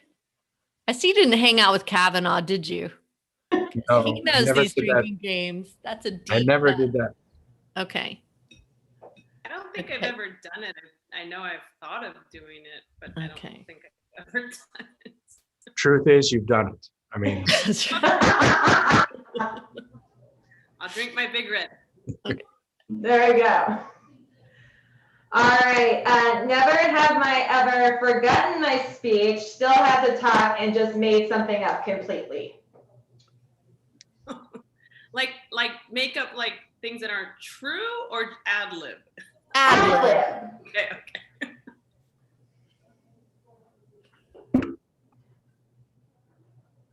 Okay. I mean, I make up stuff all the time. Don't tell I mean, I don't like makeup. I don't make up like false stuff all the time. But I don't follow notes really well. Is that a Degas behind you? What painting is that? That one? Yeah. Are those ballerinas? I can't tell at all. That is my youngest, and the painting is done by her grandfather, Oh, who did a lovely. painting of all three of our girls. Okay. I'll have So I've been like the opportunity to be on TV shows during this pandemic a lot, like CNN and stuff, and I rotate out that picture with all three girls so that they can Oh, that's wonderful. see themselves. Okay. All right, next question. And I'm gonna add some qualifiers. Never have I ever dated another elected official. So at any time in your career as an elected official, did you date another elected official? No. Hmm. I got married 2 days before I was sworn in. So Okay. Congratulations. Okay, wow. I've been married the whole time.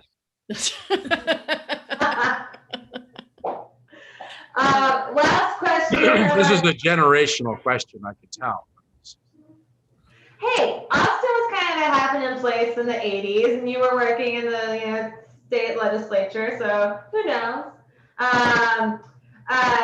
Besides, I do know that, and I don't know if a lot of people know this, but you went to a psychic, which is how you met your first and your second wife, correct? Or ended up asking both women to marry them. Is that to marry you, correct? What were the rules of this game again? You don't have to answer. Never have I Something ever is telling me. Diane and I went to a psychic, and the psychic told us that we should not get married. That's not how Diane remembers it. But it's true, and the psychic was wrong. What was the psychic's name so we know not to go there? I'm asking for a friend. I don't remember, because why would you remember her name if she was like wrong like that, right? Okay. All right, and last question of our game, never have I ever helped a voter of the other party because it's the right thing to do to vote. Say that again. I know. So if somebody was a voter of the other party and you helped them to vote, so if you helped a voter of the other party vote, or regardless of their party that may not be a Democrat vote, have you ever done that? I'm sure I've done that. Because I've made like pretty broad solicitations, because I know on balance, those people are going to vote appropriately. And when you make a broad statement like that, you have to recognize there are going to be some people who won't, but they'll be outnumbered. So I've done it. What if we like to vote inappropriately? I was going to say there should be rules against that, except that that is like no joking matter tonight. So I won't say that. Because there shouldn't be rules against it. All right, I think we're all winners. We're all winners. Well, thank you so much for participating in our Never Have I Ever. Any last parting words, County Attorney or Mayor Adler, for the folks watching us at home tonight about the election and the weeks going forward? I'd just like to say, please stay involved. Thank you for your involvement so far.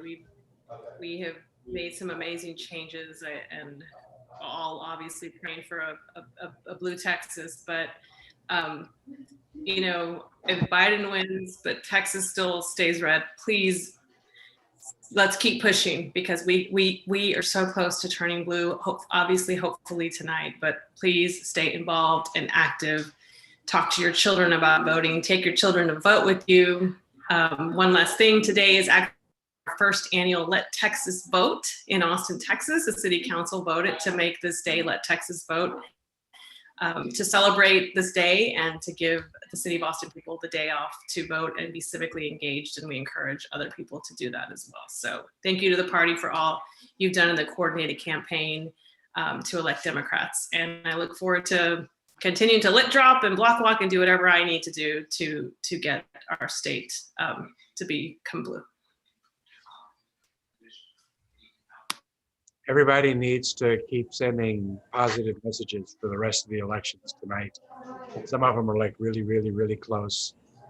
So keep your fingers crossed or pray or do whatever it is that you do to bring the forces of truth and justice to bear. It looks like we have 2 runoffs in council seats, one in Jimmy's district and one in Allison's district. That's going to be straight up partisan races. Both those candidates are going to need the party's help and all of our help in those runoffs that'll come up pretty fast in December. And just like the Mayor Pro Tem said, what an incredible thing with the vote change and who it is that's voting here in Travis County. We need to keep that going even when we're not in a first Trump election, post-Trump. That's got to be something that we hold on to and build on. And then we need to help Harris County and Dallas County and Barrett County turn the corner with us. Thank you. Thank you so much, and thank you both so much for your leadership. We're so thankful to have you both with your history at the city and then with the future at the County Attorney's Office, County Attorney Garza. So thank you, Mayor. Thank you, County Attorney. And I believe we have an update from the Goddess of Liberty from the state capitol. Is that correct, Stephanie? Please repeat the question. Do we have an update or do we have some information from the Goddess of Liberty at the state capitol? I think we do. I believe that she has gotten so upset about what has happened that she's actually made a visit. Beto, do you mind taking us to the Goddess of Liberty video where she comes? Over the Ledge is brought to you by Ineptitude, a new masterclass taught by Greg Abbott. It's time to go over the ledge, the #1 political comedy show exposing the shenanigans of the Texas legislature, with your host, Stephanie Chiarello. And I'm the Goddess of Liberty. Hello and welcome to Over the Ledge. I'm your host, Stephanie Chiarello. I'm the Goddess and of this Liberty. is my co-host, the Goddess of Liberty. Hey. You can call me Henrietta. Let's talk about what's up with Texas this week. Hi. Hey. Stephanie, did you hear that the judge in Galveston County, Mark Henry, issued an executive order on Friday that prohibited the requirement of face masks at polling places, saying that every eligible voter should be able to vote whether they have a mask or not? My friend, Mike Nutter, the local nudist, he was all, this is so not fair, because he got turned away from the polls for showing up with a mask, but not wearing anything else, except his boots. This is Texas, y'all. Attorney General Ken Paxton sent a letter statewide to every county election official warning them against encouraging voters to use the option of curbside voting. In response, Charles Butts, the billionaire who owns HEB, sent a heavily worded text to Ken Paxton that said, "Hands off a curbside. Also, your order will be ready shortly. Please stay in your car while we bring it out." Okay. Entomologists?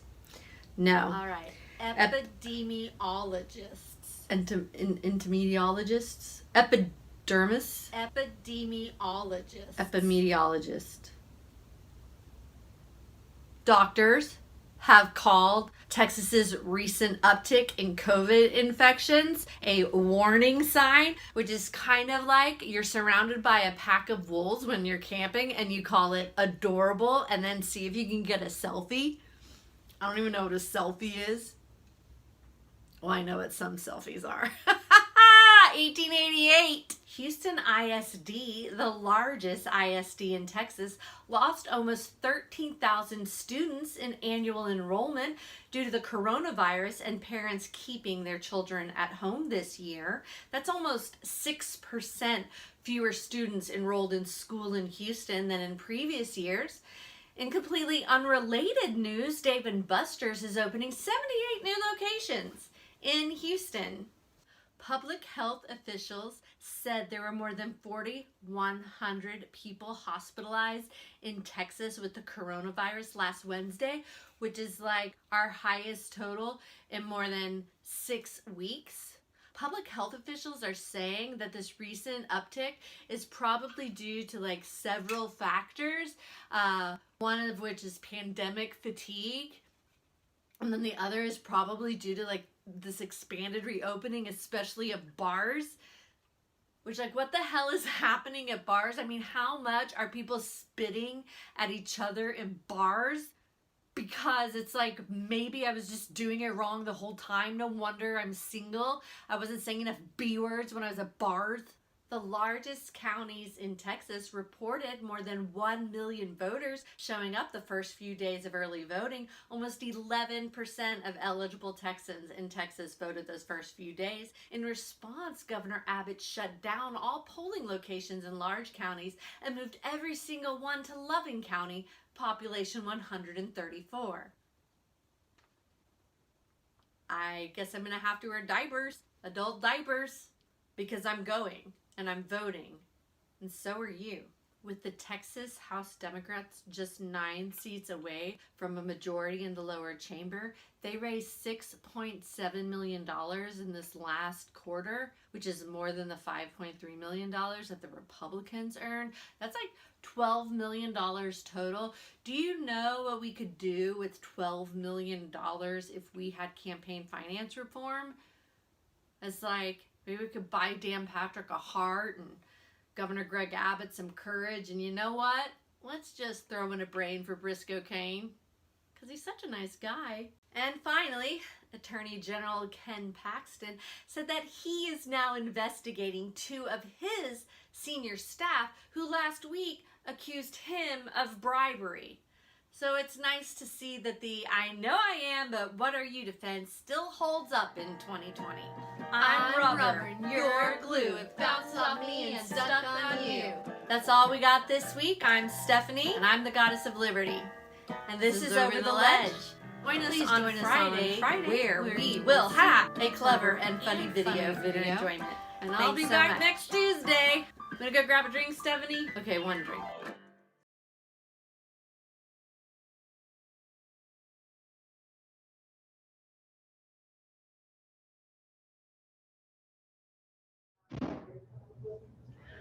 Welcome back. And wasn't the Goddess of Liberty just a breath of fresh air? We're so excited to be joined by a number of our amazing candidates and elected officials. And first, I wanted to join with us Senator Sarah Eckhart, who was elected in July. We're so excited to have your leadership in the Senate. And thank you for joining us this evening. How are you doing, Senator? I'm really good. I'm cooking a lot in order to manage the stress of the evening. So I'll have food delivered to everybody's houses because my refrigerator is going to be full. Yeah, I have been stress eating. I have 2 pieces of different pies out of my camera shot, so you can't see. But stress eating is definitely a part of the coping mechanism, as well as having your choice of warm, comforting beverage that we recommend. So, but you've been a senator now for about 4 months, going on 4 months since July. And so, how's it going? How's the new office? How's the new staff? What's going on in your world? Well, I'm kind of a senator in waiting. The Capitol is empty. We're staffing up. I have not been assigned to any committees, and there's not a whole lot going on, unfortunately. We're in the middle of a pretty dramatic crisis with regard to revenues, and we need to figure out how to recover our health and our economy from COVID-19. But I'm just learning where the bathrooms are located and the bodies are buried. So working on it. Well, and more importantly, the bathrooms. Like, I'm really concerned about the bathroom gender assignment. Yes, extremely important, extremely important. At this point, you could pretty much run down the hall naked in the middle of the rotunda and there's nobody there to see you. So I think that the culture wars are probably on hiatus right now. But if I were to want to go to the men's restroom, is it clearly labeled so I could do so if I wanted to go Yes. Okay. And what are some of the top issues for you coming into the session that you're ready to dive in on? The biggest issue, of course, is recovering our health and our economy from COVID-19. It's pretty significant. People have been really suffering. Their healthcare wise. I don't know if any of y'all saw the amazing art installation in Washington, D.C. of the white flags planted for every individual who's died of COVID-19 in the United States since the beginning of the pandemic. It is really an arresting sight, really heartbreaking. So in addition to that, we have a pretty significant economic downturn. And we have a revenue crisis that wasn't created by COVID in the state of Texas, but it's certainly exacerbated by it. So those are the big three: health, economic recovery for families, and then also revenue stream for the state of Texas. But then also we have criminal justice reform that needs to happen, and it needs to happen now. So those are going to be important things to work on this next session, along with redistricting, of course, but that won't come until a special session since the census numbers won't be coming back until sine die, until after sine die. Wow. So definitely some special sessions in our future then. Mm-hmm. Well, I know we are joined by State Board of Education candidate Rebecca Belmetero. Before we get to Rebecca, any last words, Senator, for the voters watching tonight? Also probably stress cooking. Yeah, be patient. We have 254 counties with really great elections administrators who are working hard to make sure every single vote is counted. And that's really wonderful. So those 254 counties will then report up into the state. All of those counties have audits, audit programs in place to make sure that those counts are solid. And then we'll just need to be patient. But democracy is worth the wait. So big kudos, big love going out to Dana de Beauvoir and her colleagues all across the state who are making sure that everybody counts. And that we've got a democracy that shows it. So thank you so much to her and all the folks across the state who are making this happen. Absolutely. Rebecca Belmetero, how's it going and what are we looking forward to at the State Board of Education? How's your race looking? The race is looking pretty good, but I'm always cautious because, Travis County has given us a really amazing lead. I'm ahead by 62,000 votes, thanks largely to Travis County. And so it will depend on how I perform in those other counties. Back in 2016, I lost that election by 3.9 percentage points. And so far on this one, at this same stage, I'm anywhere from 2 to 5 or 6 percentage points ahead of where I was in 2016. So it's looking good, but I'm always cautious. And I just feel so grateful to my volunteers, to Alfred Stanley, he's not a volunteer, he's my fundraising consultant, but Stephen Apodaca, Eli Barrientos, Jennifer Yoder, Bob Westfall, who's a Republican who has been helping me for the past decade because he believes in me for the State Board of Education. And then, of course, Dr. Ray Jacobson, who delivered our younger daughter. He's now carting signs around my polling places for me. So who would have imagined that when she was born, that this guy who delivered her was going to be such an amazing worker, just a volunteer. And many other people as well. But I'm very grateful and hopeful. Great. Well, thank you so much. And we'll be watching your race throughout the night and keeping our fingers crossed that that you pull it out. I know, like we said, it's going to be a long evening. We can't turn Texas blue overnight. So we'll be watching returns coming in. But we do have our Constable Carlos Lopez, who has been successfully reelected in Travis County. And so we want to welcome him. And then after that, we're also going to hear from our elected council member, re-elected, excuse me, Leslie Poole. So Constable Lopez, well, you're also happen to be the president of Austin Tejano Democrats as well. So we're so thankful for your party leadership as well. But in terms of your role as an elected official, what message do you have for the folks joining us this evening? Well, I'll tell you what, I know Sarah is stress cooking, I'm stress eating. So I got to just stop doing that because I'm just getting fat by the minute. But I tell you, the camp, mine was the easiest campaign, because I ran unopposed.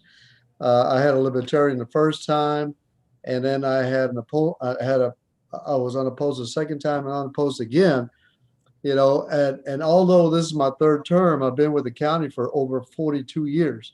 So I know a little bit about what's going on around the county. So I'm looking forward to working with all the folks, like all the two Garzas, the Garza and Garza. I look forward to doing that, and Andy Brown and all the folks in Travis County. But I'll tell you what, when we're not, I'm wearing several hats, like when I'm not dealing with the Trump train harassing our campaign workers and voters and all that, I'm dealing with security over at elections over on Airport Boulevard, which we're doing tonight. So there's all kinds of things that are going on. But I'll tell you what, I really want to thank you, for Katie and also Liz for everything that you guys have done, especially for the Hispanic community. And I'll talk a little bit more, when we come back and talk about our clubs and all that. But, it was so much energy out there. And I'll tell you, our folks were so excited to get out there because they knew what was at stake. They knew that our health insurance and our health care was at stake, our education, our good paying jobs, everything that we've worked so hard to get is at stake. And I'm stressing a little bit right now, I'm gonna tell you, but I'm hoping that we're gonna pull through and we're gonna do just fine, Katie. So thank y'all for everything that y'all have done. Thank you. Yes, sir. Thank you for your leadership, and thank you for standing with, I know, a number of the people who were at our Austin event with the bus. We really appreciate the support of local law enforcement when it comes to making sure everyone's rights to peacefully assemble are preserved. So thank you so much for your leadership there as well. Next, we're so excited and want to congratulate Leslie Poole, re-elected to the Austin City Council. How are you feeling, council member? Oh, Katie, I'm so thrilled. Really, really happy with the outcome. Edging up towards 70%, which is pretty terrific, all things considered, especially not having any sense. I mean, wasn't this a weird damn year to be campaigning, y'all? Weirdest, yep. Totally. Like it wasn't anything about it that I recognized, right? So yeah, and a shout out to Carlos, my boss at Travis County. I worked for him and for Bruce Elfant, Precinct Constable 5, Precinct 5 Constable. So anyway, I'm just really grateful to my team, my campaign team for the big win, my City Hall staff for making sure the District 7 train always runs on time because we get to the station and we get things done. And just, I'm so grateful to have such strong support for my work on council from my District 7 neighbors across all of District 7. I was looking at all the early return, the votes in early returns, and there is not a precinct that I did not win by at least 2-1, if not more. So really appreciate the strong support for my work. It's hard work on the council. You guys see us It's a pretty naked kind of representation at City Hall, and so I am always grateful to see the support that I have from my neighbors and folks around who aren't in my district, who also kind of weigh in frequently to tell me that they appreciate my representation, even if I'm not their council member. Kind of like Lloyd Doggett, right? Yeah. We all say Lloyd's our congressman, even if we're no longer in his district. No, absolutely. And thank you for having that mentality, make sure everybody feels represented on council, and that everyone's voice is important. I know that we have another re-elected council member who just joined us in the Zoom, Council Member Greg Kassar. Are you with us? I am. Hi, y'all. Hi, we want to give you a minute or two to say hi to folks, and then we're going to play a game. And you don't know what that game is, but you're going to get to play it with us real quick. Sound like fun? Okay. I'm ready, I think, maybe. It's going to be fantastic. I'll say some things about elections and then I might lose at a game, but we'll see. But I am just, I think it's really important for folks to see the really powerful local election results. Austin voters have been turning out in overwhelming numbers. In my district, which is the lowest income in the city, which in 2014 in the first city council elections had about 8,500 votes in the District 4 race. There were over 18,000 people that voted in early voting alone. And that goes to show the power of Democratic activists knocking on doors, organizing people, and then also the power of our local government stepping up and showing people that your voice matters and that you can actually change things in Travis County if you step up and make your voice heard, as we heard from tens of thousands of people this summer about standing up for racial justice and the movement for Black lives, as we heard from people about standing up for mass transit and fighting climate change with Proposition A. So thank you guys and everybody who's been knocking on doors and doing the really hard work over years. It's also really important that you saw that the top vote getters in all of these Austin City Council races were Democrats who sometimes stood up for things that were hard, but that were us trying to live up to the progressive values that we uphold as a city. I think that Austin voters tonight made a very clear statement and a clear mandate that despite whatever bullying we continue to get from our extremist governor and other right-wing elected officials, that we won't be bullied and that we won't back down, that we are going to keep on being a model for what trying to live up to progressive values can look like. We aren't perfect, but we're a city of people that truly deeply care. And I think we showed that in big numbers tonight. So thank you to the voters and to the party and to everybody who is continuing to push and fight back as we try to save our democracy here in Texas. So thanks, y'all. And now I'm worried about being embarrassed in a game, but It's going to be great. You're in Stephanie's hands, and Stephanie will be gentle just for you. Everyone else, she's going to be rough, but for you, she'll be gentle. So Stephanie, what is the game that we're playing, and what are the rules? Hello, the game we're playing is called Legislator, Scientist, or Dictator. Okay. I'm going to read a name for you, and you're going to have to pick between the three choices. I think the best way, how many electeds are playing right now, Katie? I believe we have, let me see, let me count. We have Senator Eckhart, we have our 2 re-elected council members, we have our constable, and we have soon to be pending election, Rebecca Belmetero. So I think we got 5 total, is that correct? I think so. Okay, so we're going to play this like instant elimination. Okay, you either get it right and you're in the game, or you get it wrong and we'll just keep going to runoff elections, right? It's going to be like instant primary the way we want it, right? Did I make it complete the sentence? I have not been drinking. Okay, we're going to start with Senator Eckhart because that's who I see in my top corner. You're going to let me know if this is a legislator, scientist, or dictator. Okay. Philippe Pétain. Scientist. Dictator. I'm sorry, you're out, Senator. This is the former dictator of France. Good try. Good try. I'm going to go to Rebecca Belmetero. Yes, sort of. I pretended to be French. Yes. Okay, we're going to go with Paul Biya. Scientist. Good try. Also a dictator, the current president of Cameroon. Okay, you're out. You can't make them all dictators tonight. Well, You because make you're them all going to know the dictators. senators. These senators are going to know. I'm going to be throwing this one away. Okay, I saw Councilmember Poole was next in my list. Okay, I don't want to give you anything too easy. Keith Bell. Keith Bell. Keith Bell. Keith Bell. Okay.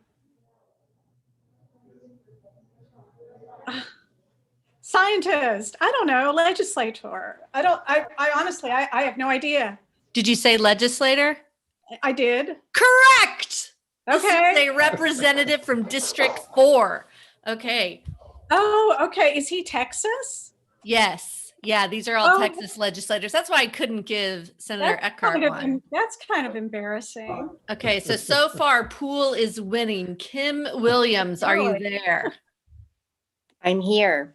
Okay, your choice is Katherine Johnson. I want to have a lady scientist, so I'm gonna go with scientist. Good job. Yes. She's one of the There's no such thing as a dictator named Kathy Johnson. Never been a dictator named Katherine Johnson. I can pretty much guarantee that. It's not a good dictator name. It's not a good. Okay, I see Carlos. Okay. Are you ready? I guess. Okay. An easy one. All right, I'll give you an easy one. Paul Betancourt. Oh, he's a legislator. All right, you got it. Okay. Greg, are you ready? I'm going to give you the hardest one. Walter Ulbricht. Oh, you're on your. You can hear me now? Yes, okay. sir. Scientist? Oh, no, dictator. I pitched this one up for you. He is the former leader of the Communist Party of East Germany. I thought that was like a head fake. But it's Albrecht, right? Albrecht. I have it spelled ULB. Ulbrecht. Ulbrecht. Okay. Yeah, probably you would have, maybe she didn't pronounce it right, Greg. Yeah, maybe I totally tanked you. You know, Okay. this That shows was that the- that was the pride among the city council members. You see the way they help each other out. That is so sweet. I hope you don't expect that in the Senate, Senator Eckhart. Okay, so we have Kim Williams. I'm sorry. Judge Kim Williams, yes ma'am. Thank you. I'm so sorry. Okay, Judge Kim Williams. I've got Carlos, whose title is Constable Carlos. Constable Carlos, and I've got Council Member Poole. That's who's left. So we're going to start with Council Member Poole. Rachel Carson. Oh, she was a scientist. Good job. Very good. An American marine biologist who wrote the book Silent Spring. Okay, still in the running. Again, there's never been a dictator named Rachel. Never, we need to find some like regular name dictators. Okay, Miss Williams, I'm going to give you Roland Gutierrez. Legislator. Yes, very good. Okay. Okay, Mr. Lopez. Okay.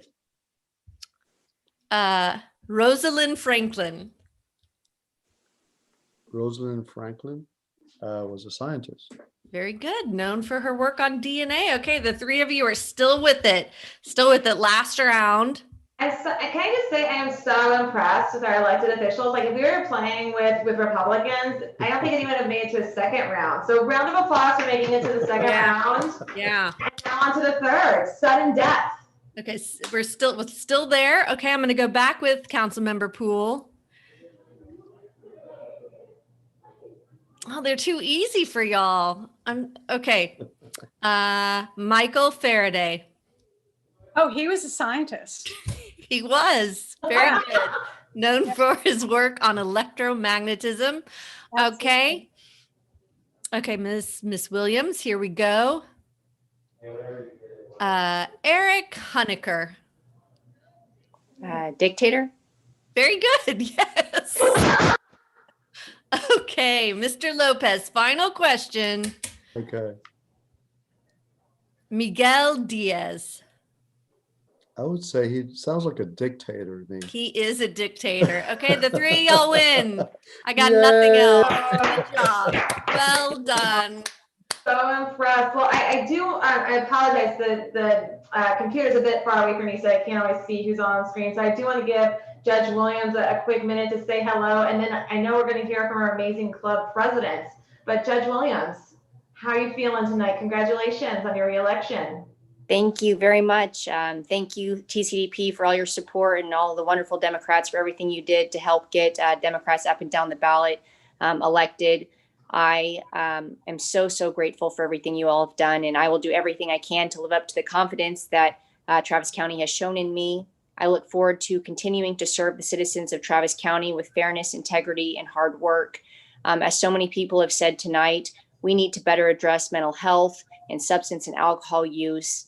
I plan to expand diversion programs and increase access to mental health and substance and alcohol abuse treatment services. I'm also very excited and hopeful about starting a program for struggling parents in the criminal justice system, and look forward to working with some of the new people in our criminal justice system and the people that I've worked with for years as a collaborative effort to help make that happen. I am really proud of the collaborative effort of so many people in our court system during this COVID-19 crisis to keep court operations moving. In Travis County, I think it is so special and so wonderful that we are able to work together. And I think that is why we have been so successful here. And I think that is amazing and wonderful. It's also critical that each person in court, whether that person is an accused or a victim, receives equal access to fair criminal justice, regardless of race, ethnicity, gender, religion, sexual orientation, or income level. And no person accused of a crime should remain in custody if the only reason that person is in custody is that he or she cannot afford to pay bail. Again, thank you for your tireless efforts to help candidates up and down the ballot, and good luck to the rest of the candidates on the ballot. Thank you so much. We're looking forward to your continued leadership on the bench. So glad to have you.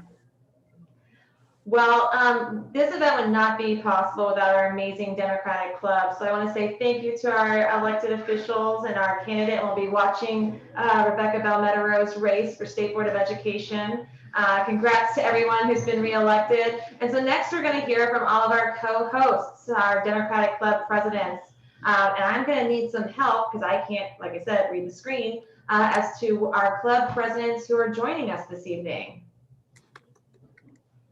I'll stay on because Yes, you're president of Austin Tejano Democrats, and we're so thankful for your leadership there as well, Constable Lopez.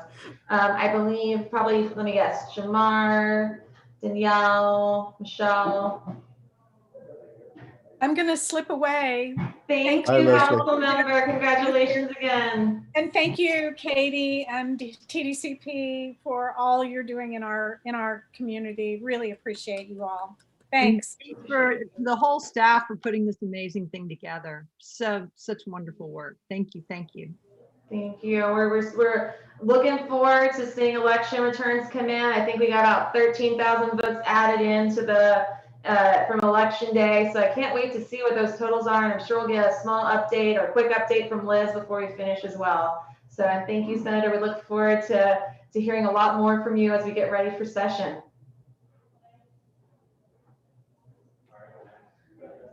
Stephanie, any chance you could help me read off the club presidents and folks who are still with us in the Zoom?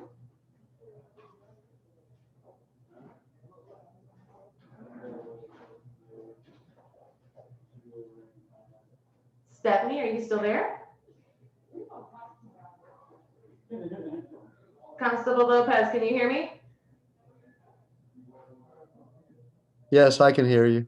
Great. Well, do you mind just giving us a quick update on your club and how? No, that'd be great. I'll go ahead and get it started while they round up the rest of the guys. But I said it before, Katie. Thank you and Liz and all the staff of the Travis County Democratic Party for all your efforts. Especially with the Hispanic community. I know you guys did a lot of work in the East Side, South and South Central. And we're, Austin Tejano Democrats, we're very proud of all our candidates that stepped up, and congratulations to all of those who won locally and statewide. I really enjoyed working. Collaboration is the name of the game as far as I'm concerned. We work with BAD, with SAD, Circle C, and even with the Texas Blue Democrats. And I enjoyed that gig that the Texas Blue Democrats did. We started a new tradition, I guess, called Voter City Limits. And so we're playing music, and I enjoyed playing music for all those folks who were waiting in line. I think it's something we just need to keep doing. We used to give out pizza. We couldn't do that. So now we're doing music. But that was over at the Dove Springs Recreation Center.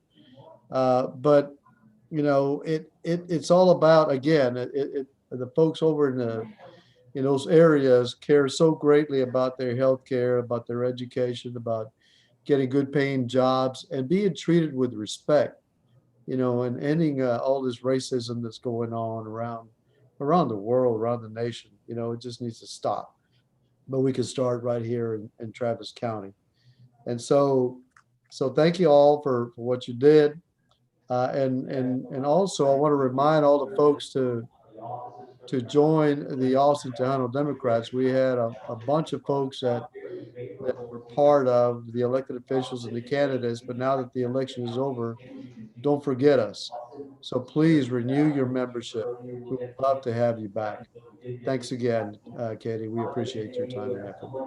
Thank you so much, Constable Lopez. And we, like you said, appreciate your leadership with the Austin Tejano Democrats.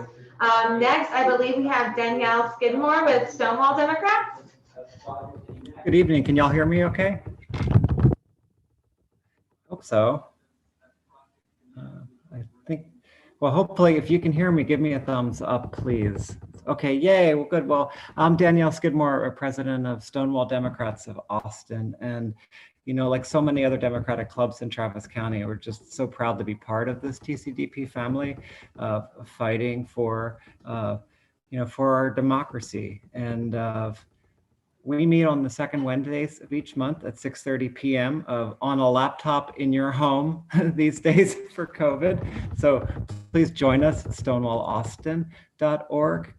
I guess I'd like to take a minute and, express my, I'm really excited that we have 3 of our endorsed candidates who are also members of our LGBTQI community who appear to have been successful this evening. Selena Alvaranga in her judicial race for the 460th court.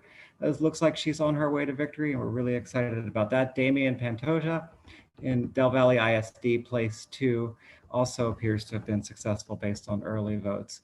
And then finally, Councilmember Jimmy Flanagan in District 6 for City looks like is heading to a runoff. And really excited that members of our LGBTQI community, again, are representing us so well and have a seat at the table.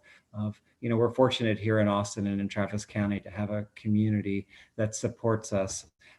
But we have a lot of work to do at the state legislature. So I encourage everybody, the election, is over tonight, but the work is just beginning. So come and help work with us at the legislature. Really excited to help, along with so many other organizations, move a statewide comprehensive non-discrimination ordinance in the Texas Ledge. So come join us, stonewallaustin.org. Thank you. We very much look forward to supporting that work and working with the Stonewall Democrats. And thank you, Danielle, for your leadership.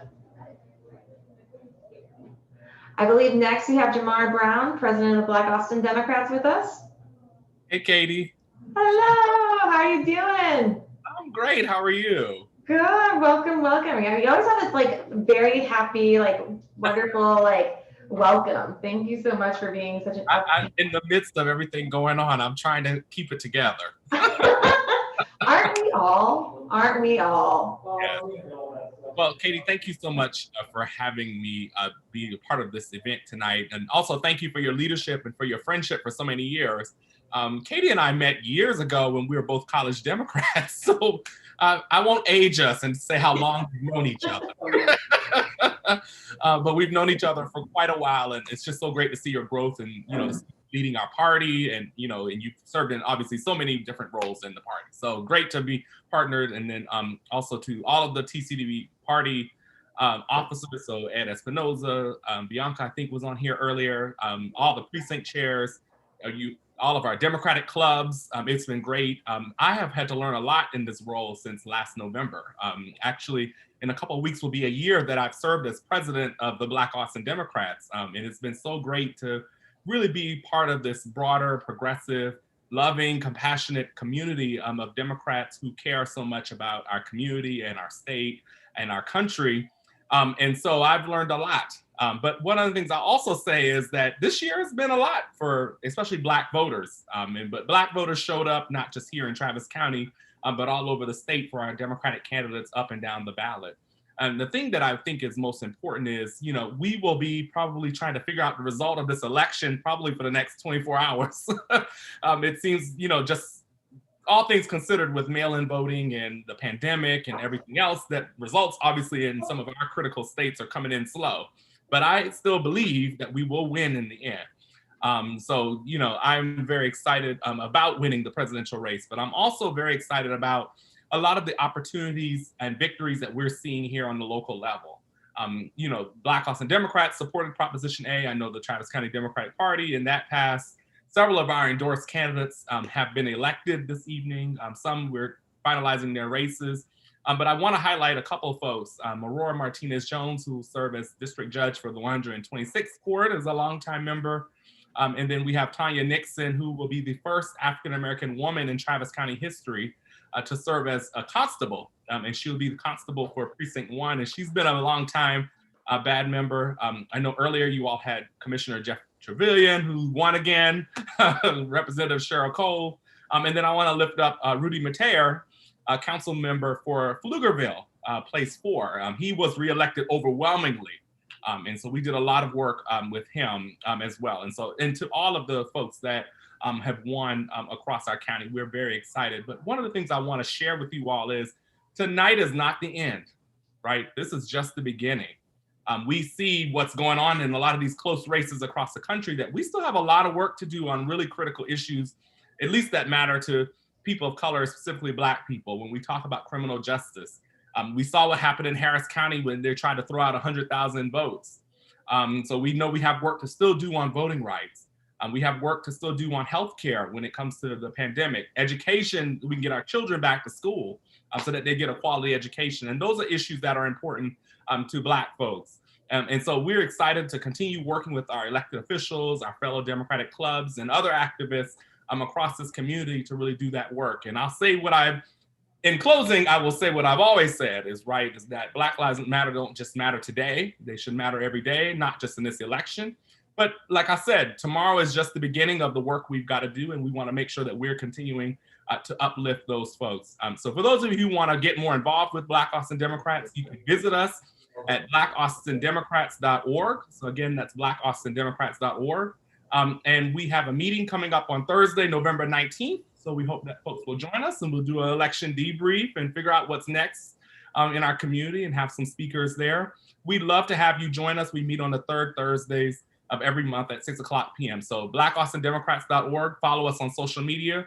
And I look forward to continuing to work to build our party and build issues for our people. So thank you, Katie, for your leadership, and congratulations, Rebecca and everyone. And I'm looking forward to seeing y'all soon. So pass it back to you, Katie.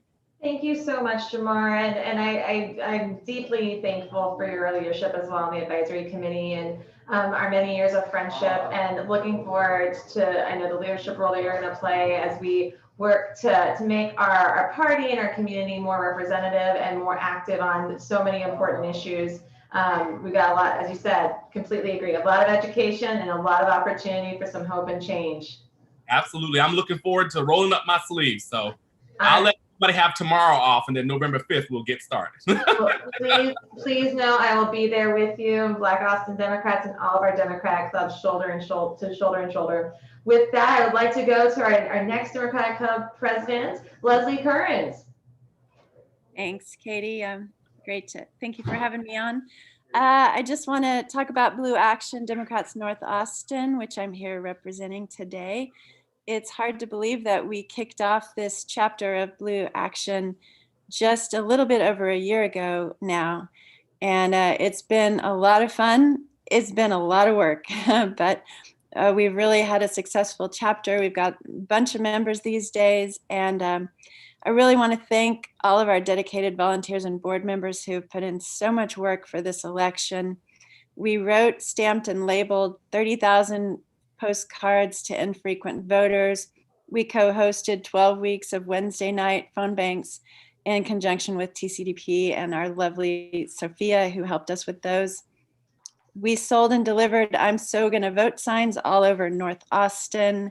We purchased and gave away 450 Biden signs in the North Austin area. We installed those giant barn signs, "I'm so gonna vote," the big signs in multiple locations all over North Austin. We hosted voter concierge and for volunteers for the voters at the polls. We were handing out water and snacks at multiple different polling locations. And our volunteers volunteered for lots of lit dropping and phone banking. So really, I just want to thank all of our volunteers and board members, particularly those who have put in so much time and effort. And I just mean so much time and effort. Our heart has just gone out on this election. And those are Teresa Pham, Idonna Griffith, Julie Gilberg, Janet Jansen, Susan Berg, Dale Webb, and Ash Hall, along with just many, many other people who have done so much work for this election. We've really become a family. It's a team. We love the Democrats, and we're still working hard. So if you're in North Austin, we'd love for you to join us, blueactiondems.com. And that's it for me. Thanks, Katie. Thank you, Leslie, and thank you for all the work that you've done. And I know every time we were looking at what we needed to be doing up in North Austin, having Blue Action North was just a great group to be working with, as well as the Pflugerville Dems. And so we're so thankful for our geographically focused clubs, as well as our community focused clubs. It takes each of us working together to make that incremental change. And I know you all have been pounding the pavement, pounding the postcards. So thank you for everything you've been doing. We're very thankful and just amazed at the work that we've been able to put in this election season, and we've done it together. All righty. So I believe that might be all of our club presidents that are with us. Brian, if you wouldn't mind looking through our participants just to make sure I didn't miss any of our electeds or any of our club presidents, because I know we've got a couple of announcements to make. We've got some numbers in and updates, and then we also have another fun game from Over the Ledge, and then we'll do our wrap up. So we're going a little bit late, but it's going to be a late night, and so hope you enjoy spending it with us. I know we enjoy spending it with each of you. With that, so some of the updates that we have for you particularly goes to our city council and elections across Travis County. First off, I know a lot of people in our community know this, but there are more cities in Travis County than Austin. And so we have quite a few results to share with folks. But first, we'll start with Austin City Council. Vanessa Fuentes elected as council member in City Council District 2. Greg Cassar re-elected City Council District 4. Jimmy Flanagan likely going into a runoff, leading into a runoff.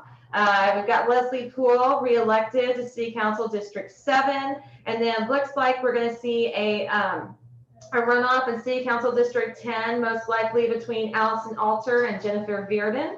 But then we also have some Cedar Park elections. We've got Corbin Van Arsdale winning against Jim Richardson. In City Park, place 2, Mel Kirkland leading up against Bob Cornelius. And in City Council, place 4, Eric Boyce is leading against Jim Penman-Marin, who is a spouse of one of our precinct chairs. So sorry to see that, but we're really excited and happy about Jim's leadership and running for council. City Council place 6, Heather Jeffs is leading with 63% of the vote. Then we go into Mayor of Elgin. Ron Ramirez at 61% leading. And going into Alderman, place 3 of City of Jonestown, Rod Schaefer with 57% of the vote. And then going into Lago Vista, Kevin Sullivan will likely be in a runoff with Rob Durbin, leading into that runoff. Shalane Marion is going to be is leading with 56% of the vote. And then we go down into the City of Manor. Ann Weir is knocking it out of the park with 73% of the vote. I'm so excited to hear that. She's amazing, amazing candidate. Same thing for Sonia Wallace, 79% of the vote. Congratulations, ladies, really kicking some butt. Jean Krupa is currently in a narrow lead against Jacob Hammersmith, so we'll be watching that going forward. And then Proposition A, annexation, City of Manor is leading, likely will be passed with 77% of the vote. And many other propositions down, wow, Manor, lots and lots of propositions. So thank you for all of the questions you took to the people of Manor. With that, I believe we have, important, we have to get into Pflugerville. Cesar Ruiz is leading against Victor 2, is 58% of the vote. Rudy Mateer for City Council Place 4 will be reelected with 67% of the vote. And it looks like City Council Place 6 is a tight, really close, 400 vote difference between Dave Rogers and Jim McDonald. Jim McDonald's the candidate that we had endorsed. So very much looking forward to seeing how that race turns out and wishing Jim the best as well in that race. So with that, I know we've got quite a few additional races, ones that we didn't necessarily get so much involved in with across the county. But we do want to take it over for one last game, which I believe is going to be Words of Wisdom with Over the Ledge. Stephanie with Over the Ledge. Thank you so much. That's exactly what it is. It's going to be Words of Wisdom. So if I could get Paul and Warren and Ma and Pa to turn on their videos. Hello. Okay, so this is a game where we just start, we put our hands together and we close our eyes and we go in a circle. So I'm really going to call on you. And so one word at a time, we're going to fill up our word of wisdom about the election season. So Paul, if you'll start. Every. Warren. Single. Ma. Asshole. Pa. That. We. Paul. Voted. Warren. Against. Ma. Flew. Over. The. Rainbow. Yes. Okay, do we want to do another one and include Rebecca? Yes? Sure. Okay, so we're going to go in the same order, and then Rebecca, you go after Pa. Wishing. You. Many. Dreams. That. Horrify. Our. President. Yes. All right. Thank you so much for having Over the Ledge help you with this, Katie. We had a great time. Thank you. It was wonderful. Thank you. We are available. I mean, the show is available and I personally am available. Okay, but that's really fine. That's for another time. Well, all good things must come to an end. We are so thankful for Stephanie Chiarello and Over the Ledge and the work that they continue to do to help us laugh through some of the more insane things that happen under the Pink Dome. So we'll be looking forward to hearing from them throughout the legislative session. And Stephanie, can you tell us how we can find Over the Ledge? I'm so glad you asked. We are on all the social media areas as at Over the Ledge, LEGE.